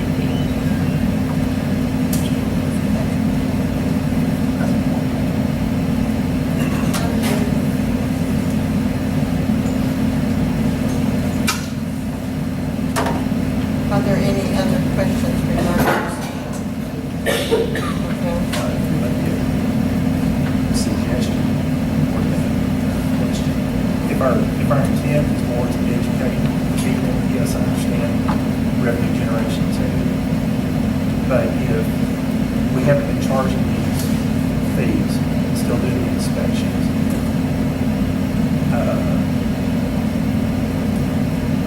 that's not going to be very popular. Oh, I plan on educating our board. Well, I mean, but I guess what I'm going to suggest is that conducting inspection, and if everything's okay, everything passes, it's free. And if there's a violation or something like that, that's when that would be assessed. Yeah, I'm talking about the annual inspection. On the annual inspection? It's like a re-inspection. So only if they fail? Yes, because, I mean, you're going to be paying for a re-inspection. If you have to go back, if you go out there and conduct your inspection and something's wrong, you're going to charge them for that one, then you're going to come back, you're going to re-inspect it, you're going to charge them for that one. What I'm saying is, if you go out and inspect the first time and everything's okay, they know that they're doing what they're supposed to be doing, and they know they're not going to have to pay a fee if everything's in line, that's going to encourage them to keep everything in line. Right? And if they know that they're going to pay a fee or a fine or whatever, if you have to come back out, they're going to make sure it's right before you get there. Right? Yeah. And then, since we're not charging right now, it's going to be the same effect as it is right now. We'll just be picking it up on the fact that we have to go out and re-inspect it. I mean, That's definitely a possibility we can look at for the annual side. And I don't mean to be throwing a monkey. No, I just think completely it's a very good idea. The only problem that we have is, we do have a few bigger, larger businesses in this facility. Recouping that time of those certified people to do it.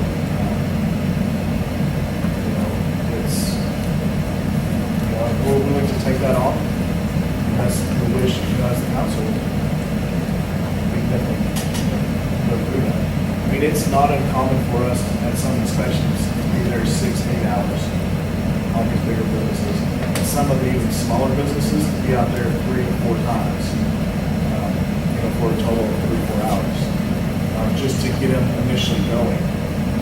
So it can be, once the process is in line, I think we have an annual inspection program, it'll be a lot smoother. But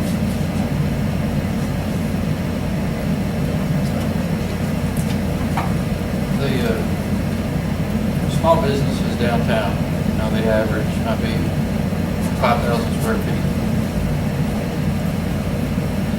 What is the annual inspection at time average? I understand like the bigger ones, they should be producing a lot of money if they have that big of a place, but downtown businesses can go, see what he's talking about. yeah, it's more likely all these downtown businesses, I can't think of one that would take me longer than 30 minutes. They're all probably going to be billed at that minimum charge. just not the size of the bigger buildings. And with educating first, when we go in, you know, to the final with the bill and everything, educating them first on what they need and what they need to clean up. And once you do that, they can actually go through those steps and change out smoke detectors or, you know, clear the exit. I mean, talking half an hour usually with every building downtown would be done. You could do the first hour is free for an annual inspection and then charge for hours after that. I mean, it's just a suggestion for And how to help also, the smaller the ones. time frame is also going to vary on what all they do in that store. So I can't really say, I don't want to say like the square footage, because if they have vent systems or they have sprinkler systems or, you know, alarm systems of certain type, testing those annual does take a lot of time. So if it's just your regular plain small shop, half an hour.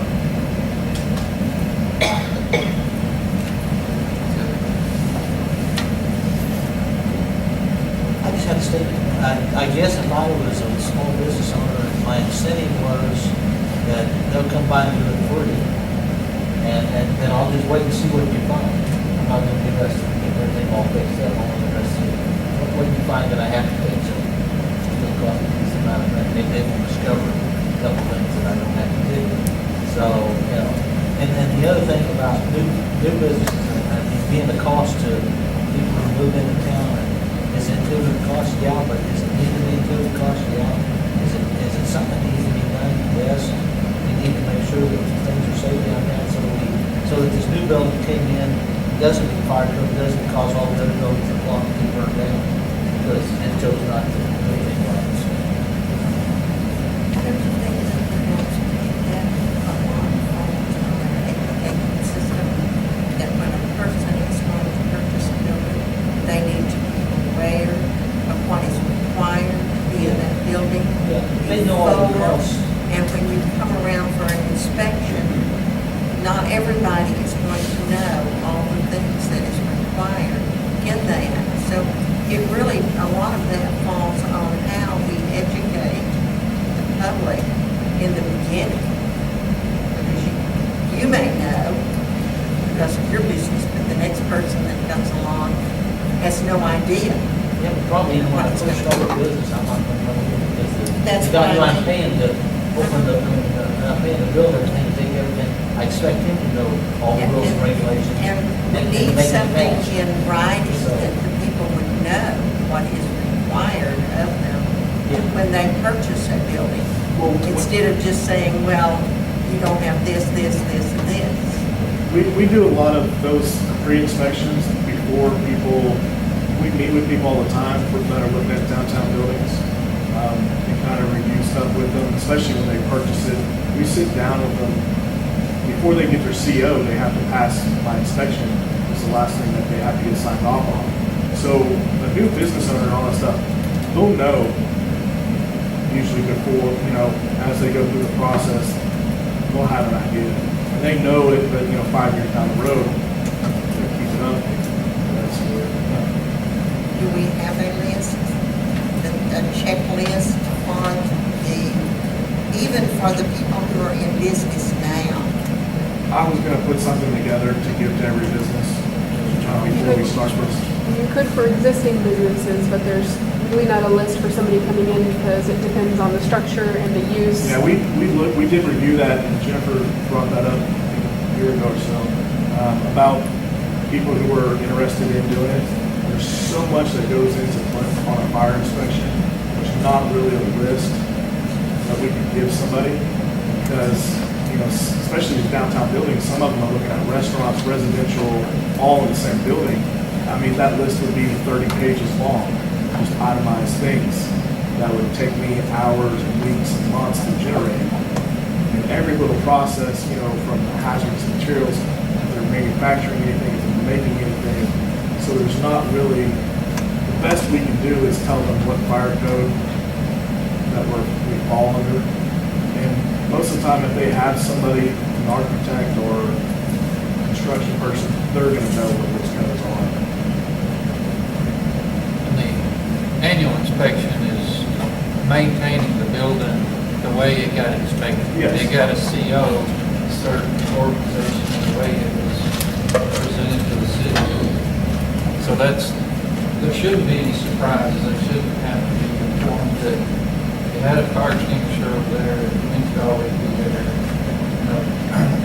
Just as far as annual goes, where the complicated part comes in, that they're really talking about is the new construction, because every different kind of business will change. That's, you pull your hair out and I read that. Well, what I was referring to is businesses that we already have, that are just small, what I would call 30-minute. So if you have a template checklist for that, would they be aware of what was on that? Yeah. Yeah, I mean, I can definitely put something together, you know, for the basic fire inspection and kind of put something in there that says, you could put for the basic smoke detectors, exit signs, occupancy loads, COs, you know, exit doors, how the doors lock. We can definitely put something together. Are there any other questions regarding this? This is an ordinance for cost recovery for inspection and permit services. Is there a motion regarding this?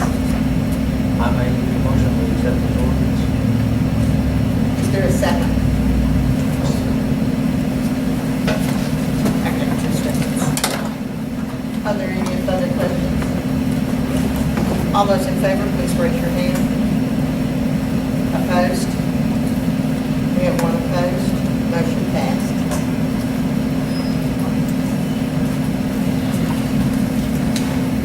Item 14, consider and take action regarding authorized advertisement of the return activated sludge RAS pump station improvements bid for the construction of 2 duplex return activated sludge pump stations and associated building, piping, and electrical at the wastewater treatment plant.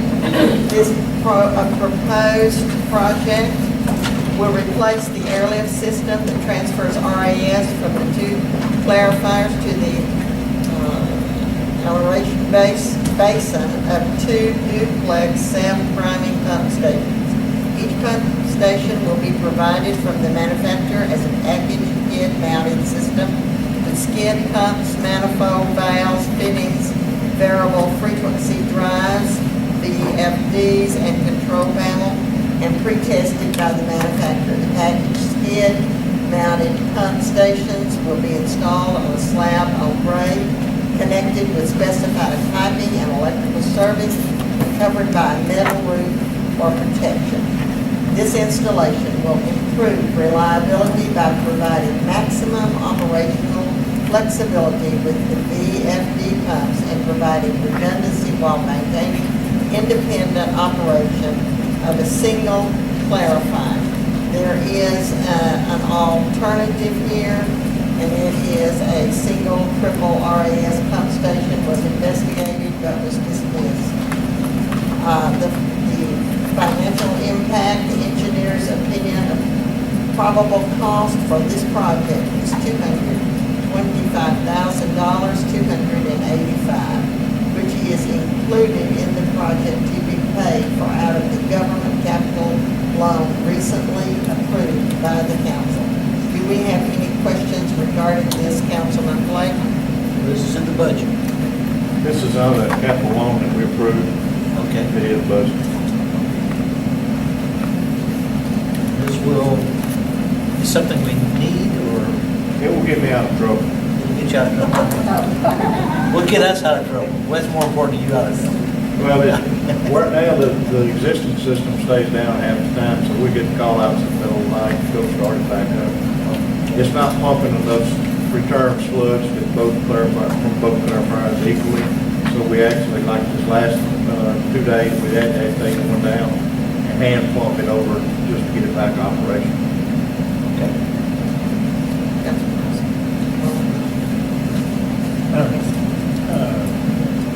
You're saying you're putting it out for bids, is there a possibility that it'll be less than 225? I'd love for it to. do. I'd love for it to. Yeah, I remember we approved it, we were still over in college whenever we approved it.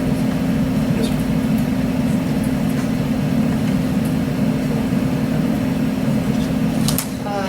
If there are no further questions, is there a motion regarding this? I make a motion we approve the public works department, additional bids,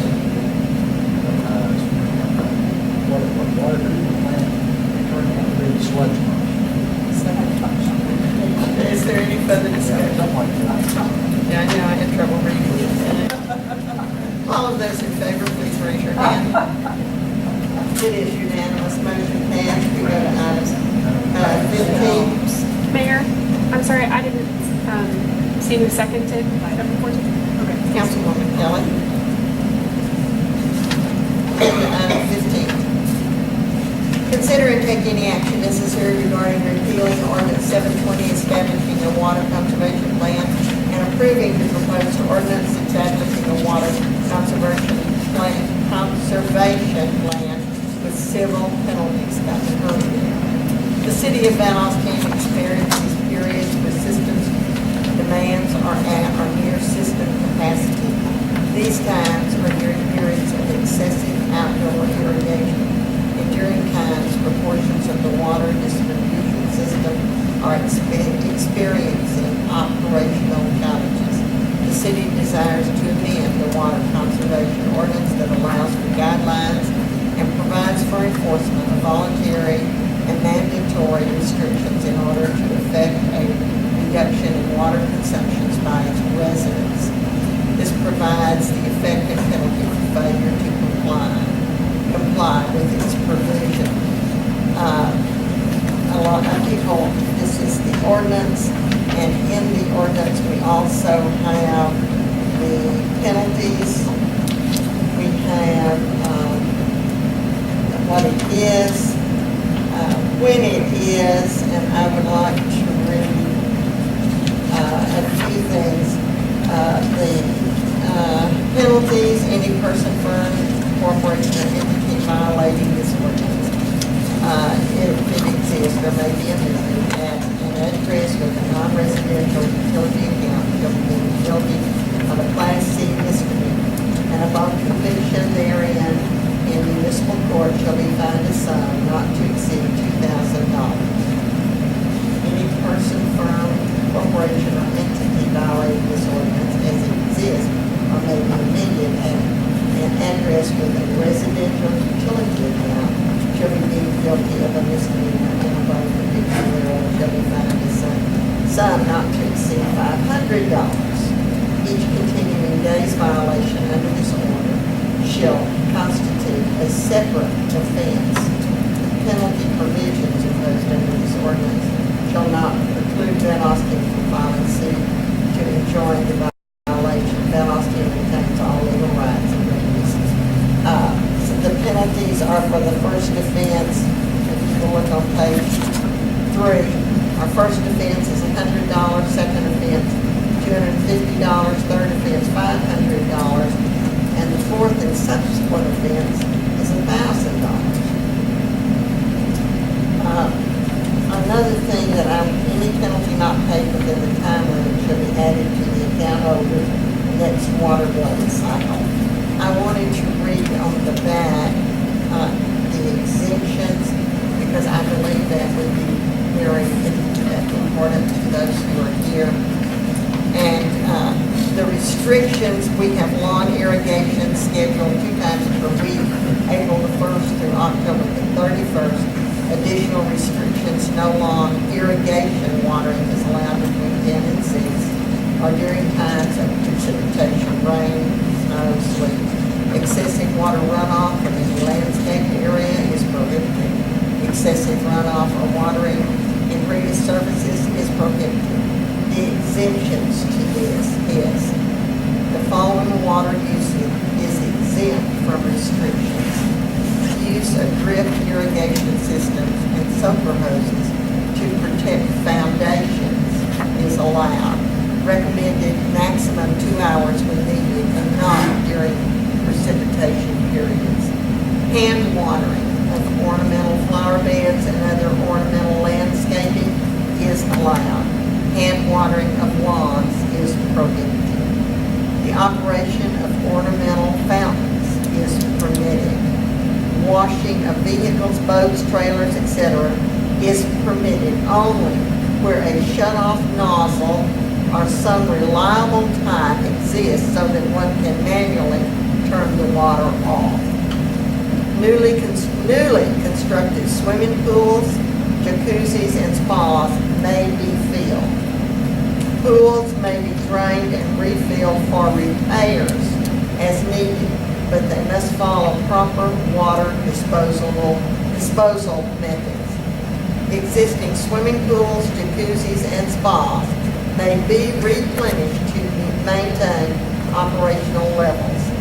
Use of commercial full-service or self-service car wash facilities, including those at service stations and automobile dealership facilities, is permitted. Washing or hosing down of sidewalks, driveways, patios, porches, parking area, and other similar paved surfaces is permitted by handheld devices.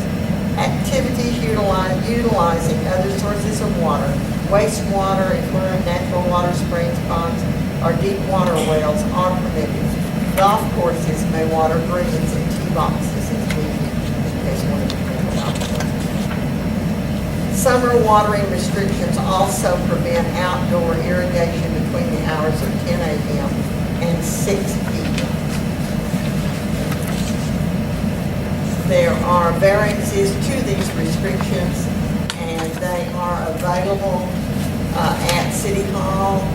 There is a variance application form that is available, and an agreement with the city that would also be available for this. Are there any questions regarding this water conservation plan? And we'll start at this end. Councilman Cooper. I have talking about the section 5 penalties, section 8. I think that's requires some amendment. If I could just start to read both these amendments. A, criminal penalty. I think we should read any person, firm, corporation, or entity violating this ordinance as it exists or may be amended at an address with a non-residential utility account may be found guilty of a Class B misdemeanor in a county court at law, and upon conviction thereof shall be fined a sum not exceeding $2,000. Wait just a minute.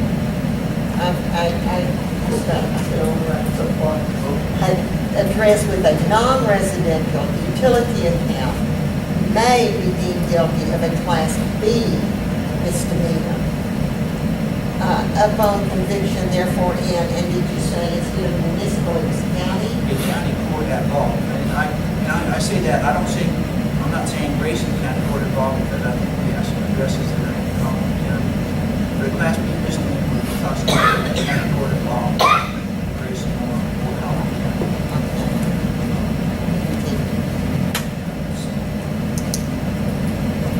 Okay, and so then any person, firm, corporation, or entity violating this ordinance as it exists or may be amended at an address with a residential utility account may be found of a Class C misdemeanor. Then Alstyne misdemeanor. Upon conviction hereof shall be fined a sum not exceeding $500, and the rest of the And I think, Mr. Baker and I had a conversation about this. I think our first efforts should be to attach an administrative fee and try to avoid a criminal prosecution. If necessary, we have the right here to prosecute criminally. In addition to what we need to go there first, I said, well, I think we have the latitude. Then you are suggesting that we add that to to this, or down here at this administrative penalty? I think it's covered, and I think, yeah, I think just because the subsection A falls below subsection B, I still think our first efforts would be just take administration. So you're suggesting that the administrative penalty be A and that the criminal penalty be B? That might make more sense. First effort. I think we're okay even if we don't do that, but if it makes more sense, we can switch things here. And underneath it, we could say administrative penalty to be administered first before criminal. Are you saying on item C then? No, we're just doing an A On and B. B, on B, item C, then you would, where it says offense, first offense, you'd say warning or something like that for first offense. You know, I think we can always use that kind of discretion, you know, police. We already talked about the fact, I think that education is going to be the first thing, we're going to try to educate people. And so warnings, you know, officers, whether it's code enforcement or whether it's a police officer, they can always issue warnings. Is that true? They got that discretion. We don't have it. I mean, it happens in traffic stops. So they always have that discretion. I think if we intend to use our discretion in this, and the first big effort towards education, and warnings if necessary, we move on to administrative, criminal if necessary. That's the way I see it. Is that, Mr. Baker, is that kind of where you envision this? Okay. You know, give a warning and have it be an administrative penalty. It's on the bill as opposed to immediately going towards criminal penalty. And that's why what legal and what we're working on has may as opposed to shall. And we can switch the A and B, how Councilmember Cooper was saying. I would, my only addition to Councilmember Cooper's suggestions would be for the under the criminal, for the non-residential, say county court at law or municipal court, because there are circumstances with, even at the $2,000 level, that a municipal ordinance can be enforced in municipal court, and then that way, whichever is best for that case could be decided at the time.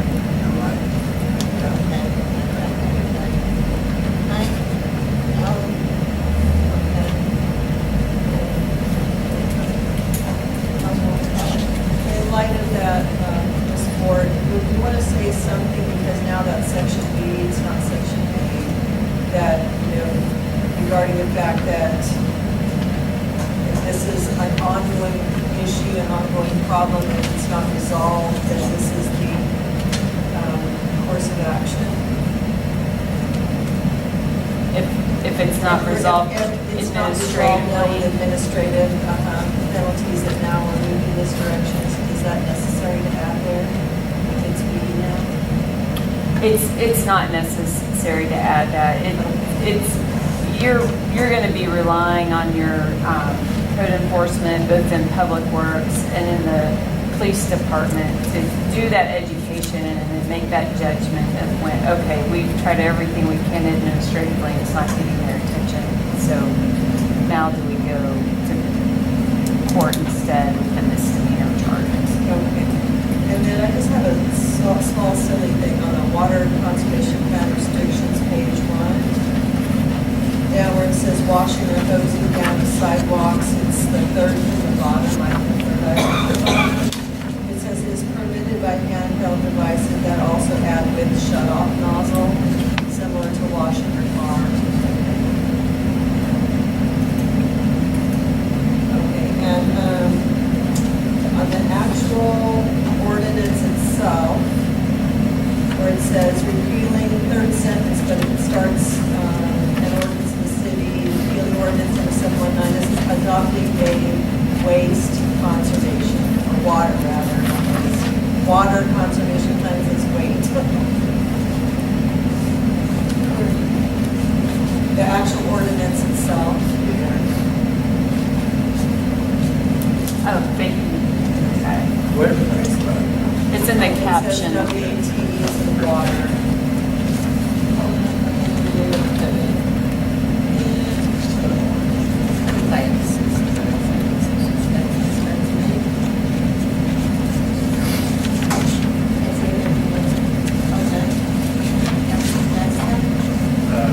This is a question I've asked before, who's going to enforce this? Is this public works, is it law enforcement? Is it neighbors? Falls under code enforcement, sir, and currently code enforcement is police department's umbrella. As far as education, it's going to be Mr. White, public works, as far as establishing education, knowledge, and making sure that people are aware, habitual offenders, people that fail to comply. Steve's going to be communicating with the chief, they're in the phone. And just so everyone's aware, to be sure that this is how you want it to work, when someone gets that administrative penalty added to their water bill, they have the right to appeal that and, present, that it wasn't them or whatever information that they have so that they do get due process. And their first appeal is to the Public Works Director, and then if they're unsatisfied there, they have the opportunity for a second appeal to the city manager. And so I just wanted to be sure you all were aware that that's what you think would be the best way to give them that due process. Does the fine go up, keep going up during the appeal process? Did I miss something? No, if someone gets the first offense for $100, they can appeal that to Public Works, and they can appeal, if it's upheld, they can appeal that to the city manager. If they appeal it and either one of them found, that it wasn't them, the runoff was coming from a neighbor or what have you, then they wouldn't have a first offense. So if it ever was them in the future, they would still be at that $100 level because they had not yet had. But if that has to be within a 12-month period. So if someone got $100, say in October of this year, and then it's 12 months pass before they make a mistake and do it again, then it's still going to be $100. It doesn't go up. The escalation is only if the repeat offenses are occurring within a 12-month period. Am I correct in, it says the notice of violation shall be delivered, this is indeed, and that violation is the same whether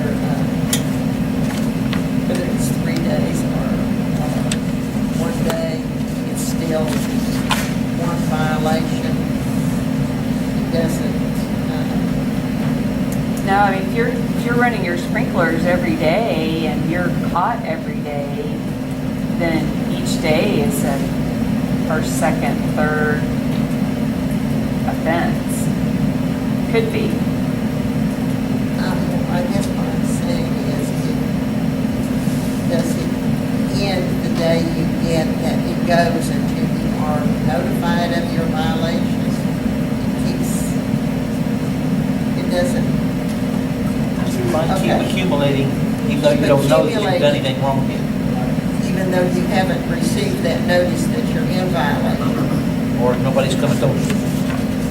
Or you're out of town Potentially and it it's could. running and you don't know it. So how does that work? I would think Well, it that's would where they escalate can with the come. notice. It would That's what- escalate with the notice that's sent, right? And that's where they can come and talk to 3 Public days later, Works. it's your second notice. So it would still just It wouldn't be the number, one for a separate each day unless you're going to notice it every day. It's Right. just the one notice. Well, if, like, say someone sets their sprinkler on the timer to come on their 2 days a week that they're allowed to water, and like you said, they are out of town and they don't know it's raining and their sprinkler goes off because the timer's set, that's when they have the ability to, when they get the notice, to appeal to Public Works and say, hey, here's my information showing I was out of town. I had no way to know it was going to rain or no way to turn it off. And then he would have the ability to say, okay, we're not going to count this as an offense. And if he still did, then they would have the ability to go and talk to the city manager, and he could decide not to count that as an offense.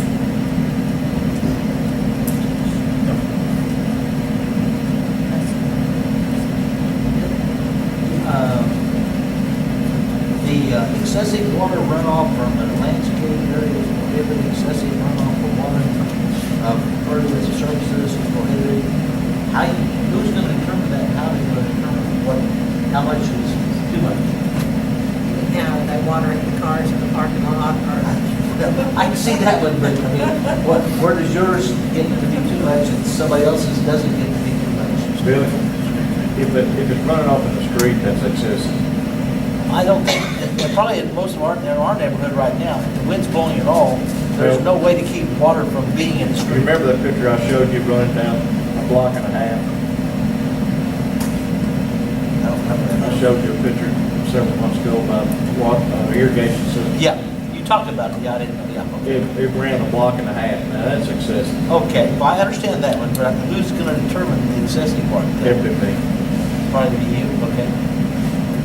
And then the other thing is, the no lawn irrigation watering is allowed to be and during time of rain, snow, sleet. Some people have devices on their sprinkler systems that sense when it's raining. And if it gets a certain amount of rain, not a small amount of rain, but you can set those gauges for if I don't get a fourth of an inch of rain, it's not, and that kind of stuff, then it's going to turn off my system. Well, what is our agreed upon? Do we have to tell everybody how to set those devices for this amount? Is it going to be what's acceptable to the city? And are we going to have to, make everybody buy it? I think under new installations, you have to have one of those devices. But under old installation, you don't have to have one. It's mostly education first. And that's what we're going to try to do, is educate the public as much as we can. Okay. But if my sprinkler system goes off at 4 o'clock, 5 o'clock, and 6 o'clock in the morning to make sure that it gets before the thing, and that's the preferred time is to do it in the night. I'm not going to get up at 4 o'clock, 5 o'clock, and 6 o'clock to make sure it's not raining. Well, I'm not going to be out there either. But my neighbor might report it as he leaves at 6 o'clock that my sprinkler system is running and they pour down rain. If I don't see it, then I don't see nothing. Well, I think there's a provision in here for neighbor to report neighbor. Well, we can, but we've got to send somebody out. Oh, okay. I'm not going to pay overtime. Well, they'll probably send the police department out then instead, right? And that's the only part, I personally think that there should be something that says, the main thing, I'll control, it depends on controlling mechanism. As to whether I find people for not knowing that it's going to rain the next morning when they let their sprinkler system. Because like you said, people put their sprinkler systems on automatic. I'll put mine on wherever these things are, Tuesday and Thursday and Sunday, and it'll run every Thursday. It's not that bad. But I think that some of the education material actually suggests that you update your sprinkler system with anticipated to see how much precipitation you actually put out. Yeah, well, I'd like to. I have one of them, but it only worked for about 2 months. And But that's part of the education program. Can you find us a better one? I used to have one that just actually caught real water in it, and you actually had water in it, and it worked, but not the newest. Okay.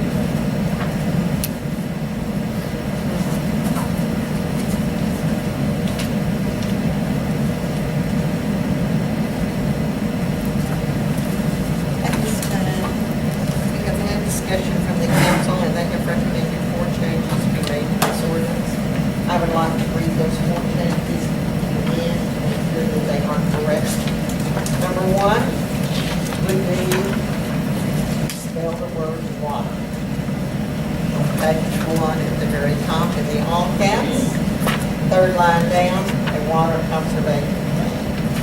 The next would be on page 2 of 5. We would switch criminal penalties and administrative penalties. Administrative penalties will be numbered A, and all under that. And following that will be criminal penalties, which will be B. And criminal penalties will be rewritten according to this. Any person, firm, corporation, or entity violating this ordinance as it exists or may be amended at an address with a non-residential utility account may be deemed guilty of a Class B misdemeanor, and upon conviction thereof in county court at law or municipal court shall be fined a sum not exceeding $2,000.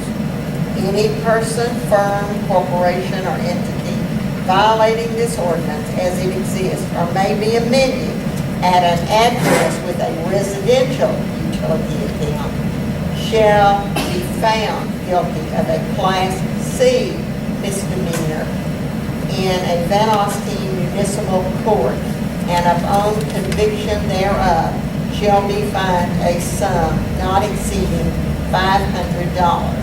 The rest of this reads as it is stated. Mayor, I also, in the second part, the residential utility account, I also intended to put the word may rather than shall. Account shall be, Maybe found. may. Okay. Is that clear? Is the rest of that correct? Make sure I have not tagged anything else. If that one says they can't be fined more than $500, then how can, on the next one, say fourth and subsequent offense of $1,000? Let's, we're talking about criminal fines. What is going to be section B of criminal penalties? These other are administrative fees. Oh, okay. Okay. So you get stuck on both. Okay. The next one was page 3 of 5 under C. It was suggested that the first offense be a warning. Is that correct? So would that move all of these penalties down one, or the second offense would start at 250? No. How would Move that- down one. Move them down one. So the first offense would be a warning. Second offense would be $100. Third would be $250, and fourth would be $500. Would it still be fourth and subsequent offenses? No, fifth Or and would we second. would Fifth we and make it subsequent. fifth? Yeah, Fifth. Fifth. So that would all go down one, and the first offense would be a warning. Second offense, 100. Third, 250. Fourth, 500. And the fifth would be, fifth and subsequent offenses would be $1,000. Okay, then the next thing that I have changed is on you go back to the water conservation plan restrictions, page 1 of 2. Third from the bottom should read, washing or hosing down of sidewalks, driveways, patios, porches, parking areas, or other similar paved surfaces is permitted by handheld devices with shut-off nozzle. Do I have all of the corrections that have been suggested by council at this time? Have I missed? Mayor? Yes.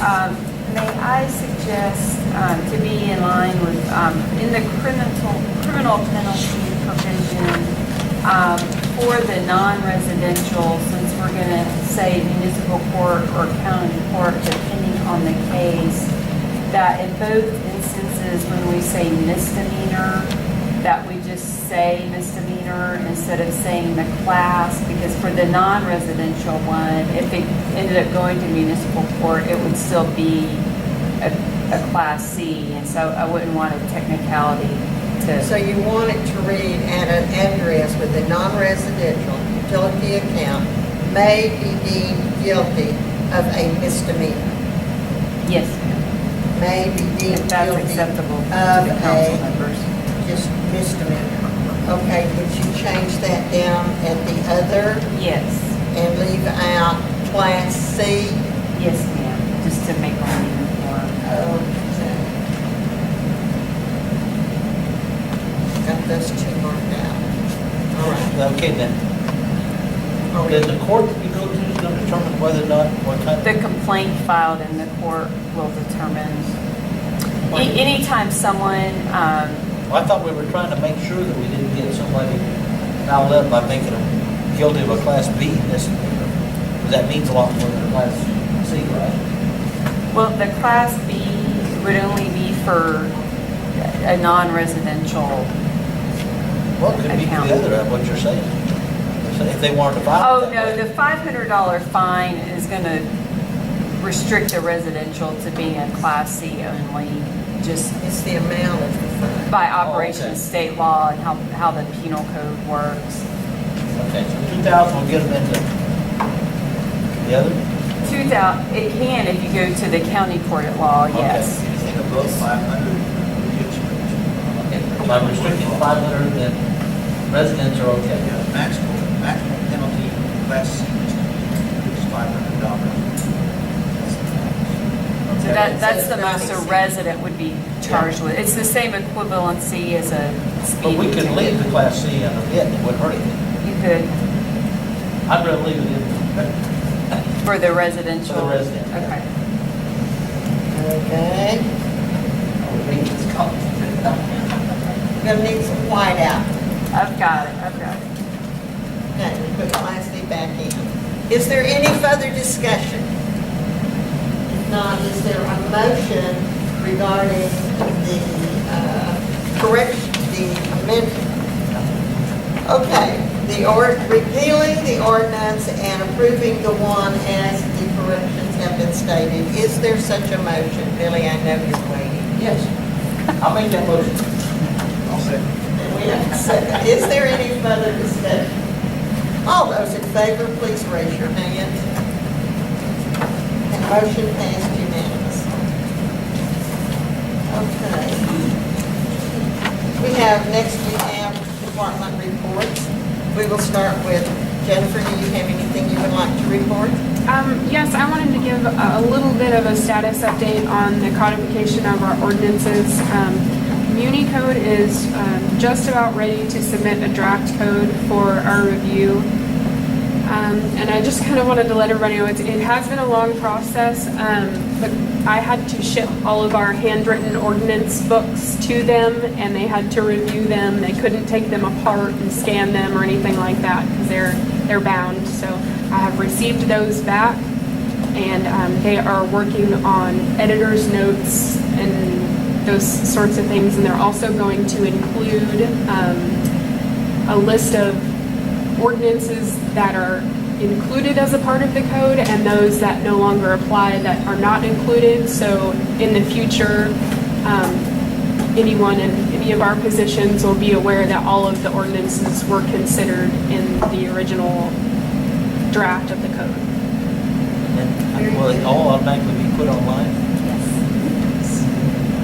Very All citizens will be able to see all ordinances on their website.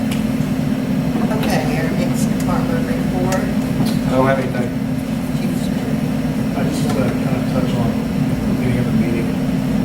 My office is always available for anybody that has questions about any medical billing or any situation like that. I handle a bunch of them every week, every day. Just to let you know, my office is always open.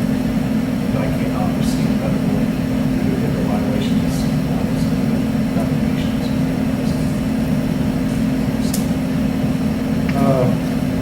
Due to that, surcharging our wastewater system. In the next couple of weeks, we're going to be doing smoke testing on 2 areas of the city. In about 2 weeks. In about 2 weeks, we're going to. Liam McManus and them, we've contracted with them, they contracted with another firm that does this.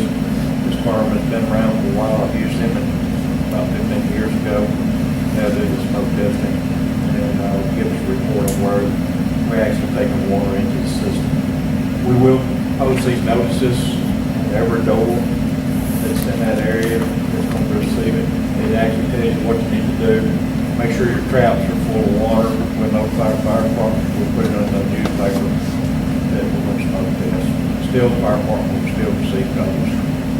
But it'll give us a good description of what problems we have in that area.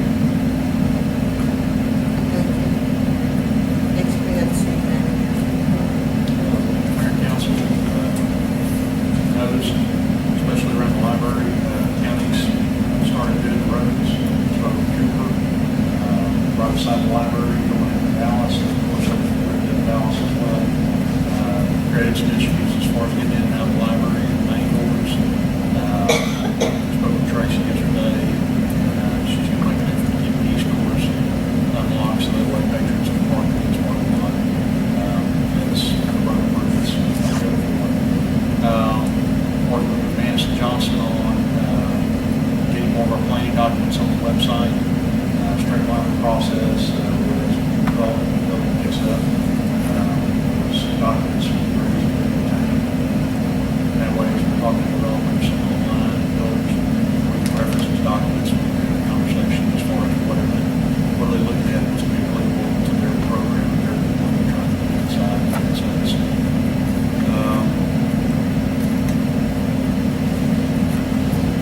Fireworks were good. Yes. Text done. All of the culverts, we come through, we did. Got text docs in the, they're sending us a bunch of documents as far as replacing culverts along Highway 5. Maybe coordinate with Vance and Johnson and Public Works to make sure that none of our infrastructure is going to be damaged in the process of replacing these culverts.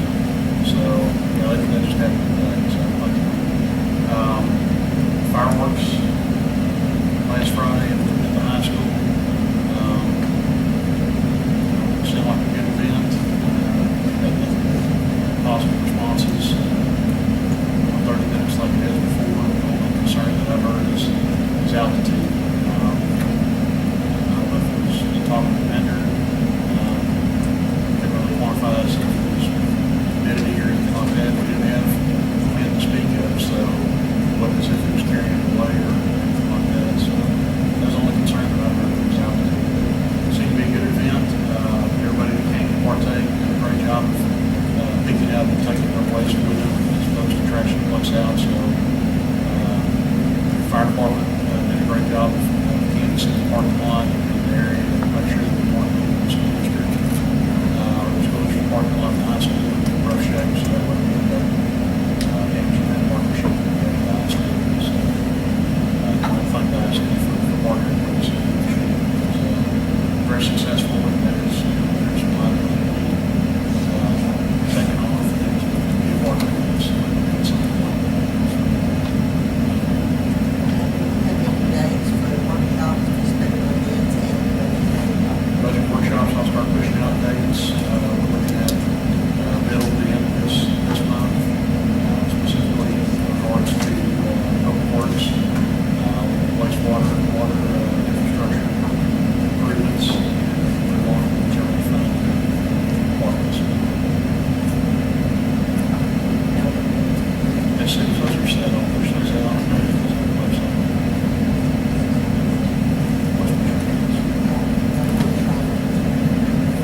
We're working. I believe that was a consensus. I thought that we had taken all the notes, working with legal, refined, and make sure that there's no conflicts with the ordinance that we were reviewing. And we hope to have that back to you all August. We had several council members there, you were there, was there. I think I mentioned it last night, but I don't think it was ever decided to do it. Yeah, the chamber meeting last night, they were expressing concern with this, the mayor really didn't get in there talking about. I wouldn't, so That was all addressed in the meeting, we notified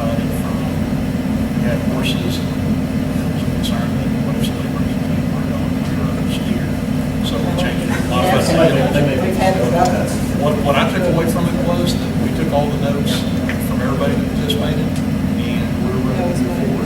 I made the suggestion we could have another meeting and everybody said no. And that's kind of where we left it. And so, I mean, I pushed out, I tracked changes as we were talking about it, and we walked through the document, and so we're working currently with legal to make it a concise document that's not going to conflict or be contradictory. So that way we personally back it on. If y'all want to have another one, please tell me.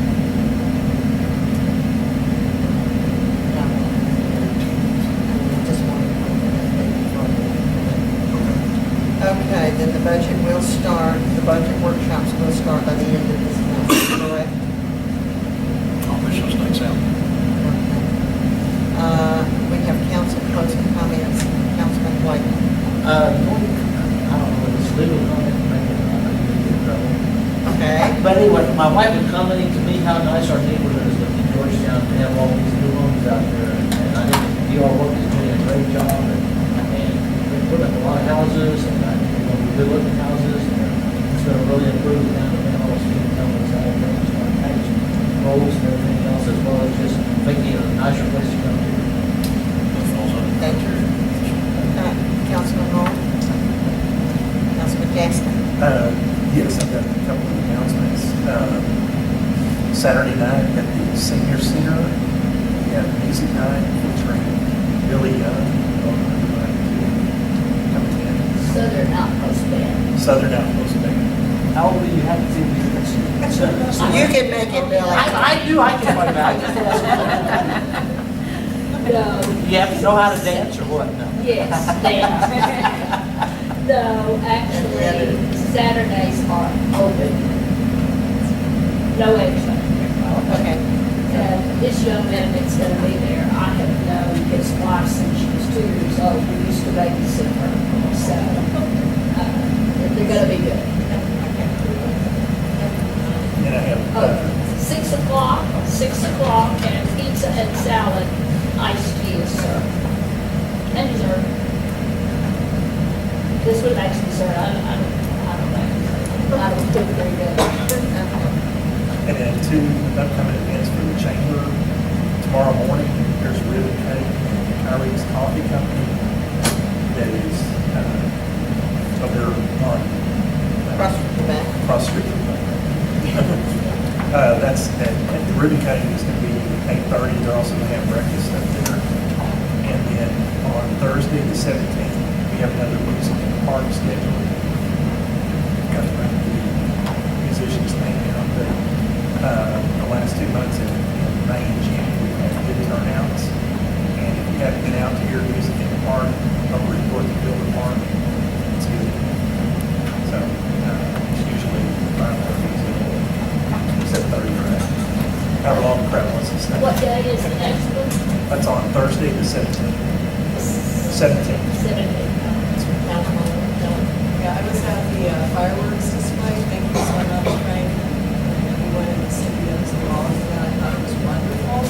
I hope we get music in the future, but otherwise it was fantastic. And I was looking at some of the other displays of how you can see around us. And the guy who did our fireworks, there were so many in the sky at any time. It was just amazing. So it was awesome. But a lot of people were there and that seemed like a really fun time to picnics with kids. And it was just a lot of people were there that weren't there because I'm really talking a lot. See, you're right. That's true. It was hard to get out of the parking lot. But I enjoyed the fireworks too, and I was way in the back of the parking lot. But I have no complaints about the outfits out. So the parking lot of the middle school, you can see it from there also. So, my closing comments are, mine are different in that they have to do with the car show. I enjoyed the car show. The proceeds it goes to help and promote the library. It was following the library breakfast. It was one of the biggest breakfasts. It was one of the largest car shows. They had 3 rows of them. This car show was put on by Bob Bishop. And at that time, it did come to our attention about the senior center. It always addresses at the senior center. And in the past, there has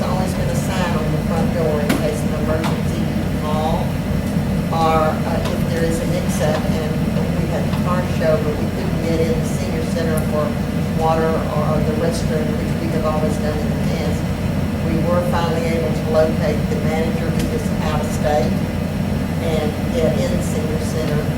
But we really do need on the businesses, if you have a business in town and it is not open, we do need to see that there is an emergency number on the door for such as that. But the car show was a success. If you don't attend it, it's yearly. Bob Bishop puts forth a lot of time for it. There are T-shirts, there are plaques, there are people who, it isn't just local, there are a lot of people that come from everywhere else. The other complaint that I heard was there's just not enough stores open for the women to go shopping while the men are filling the cars. So I thought that was good. So if you get a chance next year, do go to the car show because it really is a good thing for the library. At this time, we are going to take a 5-minute break and go into executive session. There will be no action after executive session other than we will come back to open session, but only to adjourn, and you will notice on the agenda there isn't. So at this time, I would like a motion that we go into, we take a 5-minute break and go into executive session. Have a motion, do I have a second? I have a motion and a second. All those in favor, please raise your hand. And it passed unanimously. It is 9 o'clock. We will go into executive session at